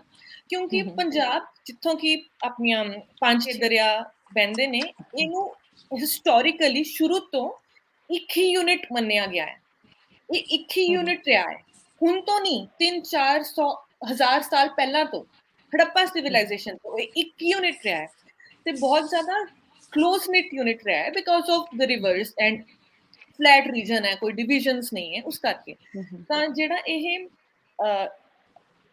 ਇੱਕ ਯੂਨਿਟ ਨੂੰ ਜਦੋਂ ਤੁਸੀਂ ਡਿਵਾਈਡ ਕਰੋਗੇ, ਜਿਹੜਾ ਕਿ ਸਦੀਆਂ ਤੋਂ ਨਾਲ ਰਿਹਾ, ਤੁਸੀਂ ਕਿਵੇਂ ਵੀ ਡਿਵਾਈਡ ਕਰੋਗੇ ਤਾਂ ਪ੍ਰੋਬਲਮਸ ਤਾਂ ਰਹਿਣਗੀਆਂ। ਵਰਲਡ ਵਾਰ 2 ਦੇ ਵਿੱਚ ਇੱਕ ਫੈਕਟ ਹੈ ਕਿ ਗ੍ਰੇਟ ਬ੍ਰਿਟੇਨ ਬੈਂਕਰਪਟ ਹੋ ਗਿਆ ਸੀ, ਬੜਾ ਔਖਾ ਹੋ ਗਿਆ ਸੀ ਉਹਨਾਂ ਲਈ। ਜਿਹੜੀਆਂ ਕਾਲੋਨੀਜ਼ ਸੀਗੀਆਂ ਉਹਨਾਂ ਨੂੰ ਮੇਨਟੇਨ ਕਰਨਾ, ਉਹਨਾਂ ਨੂੰ ਸਸਟੇਨ ਕਰਨਾ, ਉਹਨਾਂ ਨੂੰ ਚਲਾਉਣਾ, ਸ਼ਿਕਸਤ ਉਹਨਾਂ ਨੇ ਫੇਸ ਕੀਤੀ ਹੈ। ਉਹਦੇ ਕਰਕੇ ਉਹਨਾਂ ਨੇ ਇਕਨੋਮਿਕ ਕੰਡੀਸ਼ਨ ਲਾ ਲਓ, ਜਿਹੜੀ ਉਹਨਾਂ ਦੀ ਮਿਲਟਰੀ ਦੀ ਕੰਡੀਸ਼ਨ ਲਾ ਲਓ, ਉਹ ਇੰਨੀ ਸਮਰੱਥ ਨਹੀਂ ਰਹੀ ਸੀ ਕਿ ਉਹ ਇੱਕ ਵਾਰ, ਹੁਣ ਇੰਡੀਆ ਵਰਗੇ ਮੁਲਕ ਨਾਲ ਦੇਖੋ, ਇੰਡੀਆ ਦੇ ਵਿੱਚ ਜਿਹੜੀ ਬ੍ਰਿਟਿਸ਼ਰਸ ਦੀ ਜਿਹੜੀ ਇੱਕ ਫੌਜ ਸੀ, ਦੇਖੋ 1947 ਤੱਕ ਵੀ 55% ਦੀ ਜਿਹੜੀ ਫੌਜ ਹੈ ਉਹ ਸਿੱਖਾਂ ਦੀ, ਪੰਜਾਬ ਦੀ ਰਹੀ ਹੈ, ਤੇ ਉਹ ਇਹ ਗੱਲ ਬੜੀ ਬਖੂਬੀ ਰਿਅਲਾਈਜ਼ ਕਰ ਚੁੱਕੇ ਸੀ। ਇੱਕ ਪਾਸੇ ਆਪਾਂ ਵਰਲਡ ਵਾਰ 2 ਦੇ ਵਿਚਲਾ ਉਹ ਫੈਕਟਰ ਵੀ ਕੰਸੀਡਰ ਕਰੀਏ ਜਿਹੜਾ ਕਮਿਊਨਿਸਟ ਸੀਗੇ, ਡਰਦੀ ਸੀ ਬ੍ਰਿਟਿਸ਼ ਗਵਰਨਮੈਂਟ ਕਮਿਊਨਿਸਟ ਵਿਚਾਰਧਾਰਾ ਤੋਂ, ਜਿਸ ਤਰ੍ਹਾਂ ਫੈਲਾਅ ਹੋਇਆ Soviet Union and all that.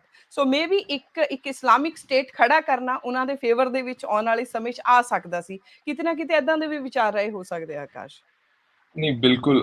ਇੱਕ ਕਮਿਊਨਲ ਲਾਈਨ ਤੇ ਇਸ ਦੇਸ਼ ਨੂੰ ਡਿਵਾਈਡ ਕਰਨਾ ਜਾਂ ਫੁੱਟ ਪਾਉਣੀ, ਵੰਡ ਪਾਉਣੀ, ਇਹ ਤਾਂ 57 ਤੋਂ ਬਾਅਦ ਦੀ ਸਟ੍ਰੈਟਜੀ ਰਹੀ ਹੈ ਬ੍ਰਿਟਿਸ਼ਰਸ ਦੀ। ਬਾਕੀ ਜਿਵੇਂ ਗੱਲ ਹੋਈ ਹੁਣੇ ਨੇਤਾ ਜੀ ਸੁਭਾਸ਼ ਚੰਦਰ ਬੋਸ ਦੀ, ਸ਼ਾਇਦ ਮੈਨੂੰ ਲੱਗਦਾ ਕਿ ਆਪਾਂ ਨੂੰ ਹਿਸਟਰੀ ਰੀਵਿਜ਼ਿਟ ਕਰਨ ਦੀ ਲੋੜ ਆ, ਕਿ ਚਲੋ ਆਪਾਂ ਨੂੰ ਇਤਿਹਾਸ ਦੀ ਜਾਣਕਾਰੀ ਆ, ਆਪਣੇ ਜਿਹੜੇ ਫਰੀडम ਫਾਈਟਰਸ ਰਹੇ ਨੇ, ਕੋਈ ਲੋਕ ਰਹੇ ਨੇ ਜਿਨ੍ਹਾਂ ਨੇ ਕੰਟਰੀਬਿਊਸ਼ਨ ਦਿੱਤੀ ਹੈ, ਉਹਨਾਂ ਨੂੰ ਆਪਾਂ ਯਾਦ ਤਾਂ ਚਲੋ ਕਰ ਲੈਂਦੇ ਆ, ਪਰ ਸ਼ਾਇਦ ਆਪਾਂ ਚੰਗੀ ਤਰ੍ਹਾਂ ਹੋਰ ਚੀਜ਼ਾਂ ਨੂੰ ਰੀਵਿਜ਼ਿਟ ਨਹੀਂ ਕਰਦੇ। ਕਿ ਇਹ ਮੇਰਾ ਪਰਸਨਲ ਓਪੀਨੀਅਨ ਹੈ ਕਿ ਨੇਤਾ ਜੀ ਸੁਭਾਸ਼ ਚੰਦਰ ਬੋਸ ਇੱਕ ਇਹੋ ਜਿਹੇ ਇਨਸਾਨ ਸੀ ਜਿਨ੍ਹਾਂ ਨੇ ਜਿੰਦਾ ਰਹਿ ਕੇ ਇੱਕ ਸਟਰਗਲ ਚਲਾਈ, ਭਾਵੇਂ ਜਰਮਨੀ ਗਏ, ਭਾਵੇਂ ਜਾਪਾਨ ਗਏ, ਉੱਥੋਂ ਉਹਨਾਂ ਨੇ ਸਾਥ ਲਿਆ, ਤੇ ਉਹਨਾਂ ਨੇ ਇੱਕ ਪੂਰੀ ਸਟਰਗਲ ਚਲਾਈ, ਇੱਕ ਪੂਰੀ ਆਰਮਡ ਸਟਰਗਲ ਚਲਾਈ ਅਗੇਂਸਟ ਦੀ ਬ੍ਰਿਟਿਸ਼ਰਸ। ਉਹਨਾਂ ਦੇ ਹੁਣ ਆਪਾਂ ਹਿਸਟਰੀ ਬੁੱਕਸ ਦੇ ਵਿੱਚ ਜਾਂ ਕਿਤੇ ਵੀ ਉਹਨਾਂ ਦੇ ਆਪਾਂ INA ਸਟਰਗਲ ਦਾ ਇੱਕ ਛੋਟਾ ਕੁ ਪੈਰਾਗ੍ਰਾਫ ਪੜ੍ਹਦੇ ਆ, ਤੇ ਜਿਹੜੇ ਰੈੱਡ ਫੋਰਟ ਟ੍ਰਾਇਲਸ 1946 ਦੇ ਹੁੰਦੇ ਆ, ਹੁਣ ਉਹਨਾਂ ਦੇ ਪ੍ਰੈਸੀਡੈਂਟ ਜਿਹੜੇ ਉਹਨਾਂ ਨੇ ਸੈੱਟ ਕੀਤੇ ਸੀ ਉਹ ਦੇਖੋ, ਇੱਕ ਰਾਣੀ ਲక్ష్ਮੀ ਬਾਈ ਰੈਜੀਮੈਂਟ ਸੀਗੀ, ਆਲ ਔਮਨ ਰੈਜੀਮੈਂਟ ਸੀਗੀ। ਬਾਕੀ ਜੇ ਆਪਾਂ ਕਮਿਊਨਲ ਹਾਰਮਨੀ ਦੀ ਗੱਲ ਕਰੀਏ ਤਾਂ ਉਹਦਾ ਬੜਾ ਵੱਡਾ ਐਗਜ਼ਾਮਪਲ ਆ। ਜਿਹੜੇ INA ਟ੍ਰਾਇਲਸ ਹੁੰਦੇ ਆ ਜਿਹਦੇ ਵਿੱਚ 3 ਮੇਨ ਸੀਗੇ, ਇੱਕ ਸੀਗੇ ਗੁਰਬਖਸ਼ ਸਿੰਘ ਢਿੱਲੋਂ, ਇੱਕ ਸੀਗੇ ਪ੍ਰੇਮ ਕੁਮਾਰ ਸਹਿਗਲ, ਤੇ ਇੱਕ ਮੁਸਲਿਮ ਸੀਗੇ, ਉਹਨਾਂ ਦਾ ਮੈਂ ਨਾਂ ਸ਼ਾਹਨਵਾਜ਼ ਖਾਨ। ਤੇ ਇਹ 3 ਸੀਗੇ ਹਨਾ। ਤੇ ਕਿਤੇ ਇੱਕ ਮੈਂ ਕਿਸੇ ਕਲਾਸ ਦੇ ਵਿੱਚ ਵੀ, ਹੁਣ ਮੈਂ ਦੱਸਣਾ ਨਹੀਂ ਚਾਹੂੰਗਾ ਕਿੱਥੇ, ਉੱਥੇ ਹਿਸਟਰੀ ਪੜ੍ਹਾਉਂਦੇ ਹੋਏ ਮੇਰੇ ਜਿਹੜੇ ਉੱਥੇ ਟੀਚਰ ਸੀਗੇ ਉਹਨਾਂ ਨੇ ਕਹਿਤਾ ਰੈੱਡ ਫੋਰਟ ਟ੍ਰਾਇਲਸ ਹੋਏ, ਉਹਨਾਂ ਨੂੰ ਫਾਂਸੀ ਦੀ ਸਜ਼ਾ ਸੁਣਾਈ ਗਈ ਤੇ ਉਹਨਾਂ ਨੂੰ ਫਾਂਸੀ ਤੇ ਲਟਕਾ ਦਿੱਤਾ ਗਿਆ। ਇਹ ਕਹਿ ਕੇ ਉਹ ਅੱਗੇ ਮੂਵ ਔਨ ਕਰ ਜਾਂਦੇ। ਕਿਤੇ ਨਾ ਕਿਤੇ ਇਹ ਵੀ ਆਪਣਾ ਦੁਖਾਂਤ ਹੈਗਾ ਕਿ ਆਪਾਂ ਸਹੀ ਚੀਜ਼ਾਂ ਤੋਂ ਸ਼ਾਇਦ ਪ੍ਰੇਰਿਤ ਹੁੰਦੇ ਨਹੀਂ ਕਿ ਆਪਾਂ ਹਿਸਟਰੀ ਰੀਵਿਜ਼ਿਟ ਕਰਦੇ ਹੀ ਨਹੀਂ।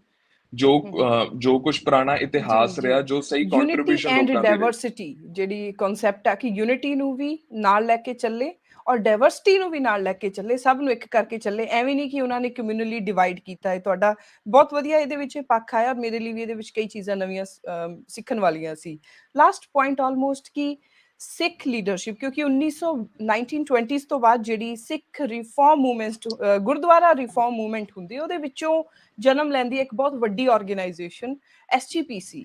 ਫਰਦਰ ਉਹਦੇ ਵਿੱਚੋਂ ਜਨਮ ਲੈਂਦੀ ਹੈ ਅਕਾਲੀ ਦਲ। ਫਿਰ ਉਦੋਂ ਹੀ ਇੱਕ ਦੌਰ 1930-40 ਵਾਲਾ ਉਹ ਚੱਲ ਰਿਹਾ ਸੀ ਜਦੋਂ ਮੁਸਲਿਮ ਲੀਗ ਦੀ ਵੀ ਆਪਣੀ ਇੱਕ ਸਟੂਡੈਂਟ ਜਥੇਬੰਦੀ ਸੀ, ਜਿਹੜੀ ਕਾਂਗਰਸ ਸੀ ਉਹਦੇ ਵਿੱਚੋਂ ਵੀ ਅਲੱਗ ਨਿਕਲ ਚੁੱਕੀ ਸੀ, ਬਟ ਜਿਹੜੇ ਸਿੱਖ ਸੀ ਉਹਨਾਂ ਦੀ ਕੋਈ ਸਟੂਡੈਂਟ ਜਥੇਬੰਦੀ ਨਹੀਂ ਸੀ। ਇਸ ਕਰਕੇ ਉਹਨਾਂ ਨੇ ਸਟੂਡੈਂਟ ਜਥੇਬੰਦੀ ਇੱਕ ਨਵੀਂ ਬਣਾਈ ਜਿਹਦਾ ਨਾਮ ਸੀ ਆਲ ਇੰਡੀਆ ਸਿੱਖ ਸਟੂਡੈਂਟ ਫੈਡਰੇਸ਼ਨ, ਜਿਹਦਾ ਬਾਅਦ ਵਿੱਚ ਆ ਕੇ ਬਹੁਤ ਵਧੀਆ ਰੋਲ ਵੀ ਰਿਹਾ ਔਰ ਬਹੁਤ ਥਾਵਾਂ ਤੇ ਆ ਕੇ ਪੰਜਾਬ ਦੇ ਵਿੱਚ 1970ਵਿਆਂ ਤੋਂ ਬਾਅਦ ਇੱਕ ਐਦਾਂ ਦਾ ਖੂਨੀ ਦੌਰ ਜਿਹੜਾ ਸਟਾਰਟ ਹੋਇਆ, ਉਹਦੇ ਵਿੱਚ ਵੀ ਫੈਡਰੇਸ਼ਨ ਦਾ ਬਹੁਤ ਵੱਡਾ ਰੋਲ ਸੀ। ਪਰ ਮੈਂ ਇੱਥੇ ਜਾਣਨਾ ਚਾਹੂੰਗੀ ਕਿ ਤੁਹਾਡੇ ਕੋਲ ਜੋ ਵੀ ਤੱਥ ਨੇ ਤੁਸੀਂ ਸ਼ੇਅਰ ਕਰੋ ਕਿ ਆਲ ਇੰਡੀਆ ਸਿੱਖ ਸਟੂਡੈਂਟ ਫੈਡਰੇਸ਼ਨ ਹੋ ਗਈ, ਆਪਣੀ ਸ਼੍ਰੋਮਣੀ ਅਕਾਲੀ ਦਲ ਹੋ ਗਈ, ਆਪਣੀ SGPC ਹੋ ਗਈ, ਇਹਨਾਂ ਦਾ 1945, 46, 47 ਦੇ ਵਿੱਚ ਆਪਣਾ ਅਲੱਗ ਦੇਸ਼ ਲੈਣ ਲਈ, ਸਿੱਖਾਂ ਦੇ ਲਈ ਅਗਰ ਅਲੱਗ ਦੇਸ਼ ਨਹੀਂ ਤਾਂ ਜਿਹੜੇ ਨਹਿਰੂ ਦੇ ਨਾਲ ਆਉਣ ਦਾ ਫੈਸਲਾ ਲਿਆ, ਔਰ ਨਹਿਰੂ ਦੇ ਨਾਲ ਮਾਸਟਰ ਤਾਰਾ ਸਿੰਘ ਦੀਆਂ, ਜਿਨ੍ਹਾਂ ਦੇ ਨਾਲ ਮਾਸਟਰ ਤਾਰਾ ਸਿੰਘ ਦੀਆਂ ਕਿਹੜੀਆਂ ਗੱਲਾਂ ਸੀ, ਉਹਦੇ ਵਿੱਚ ਸਾਡੀਆਂ ਇਹ ਸਿੱਖ ਜਥੇਬੰਦੀਆਂ ਦੀ ਭੂਮਿਕਾ ਕਿਵੇਂ ਦੀ ਸੀ? ਕਿਉਂਕਿ ਇਸ ਚੀਜ਼ ਦਾ ਆਪਾਂ ਨੂੰ, ਇਹ ਸਿੱਖ ਜਥੇਬੰਦੀਆਂ ਸਾਡੀਆਂ ਅੱਜ ਵੀ ਬਹੁਤ ਇੰਪੋਰਟੈਂਟ ਨੇ।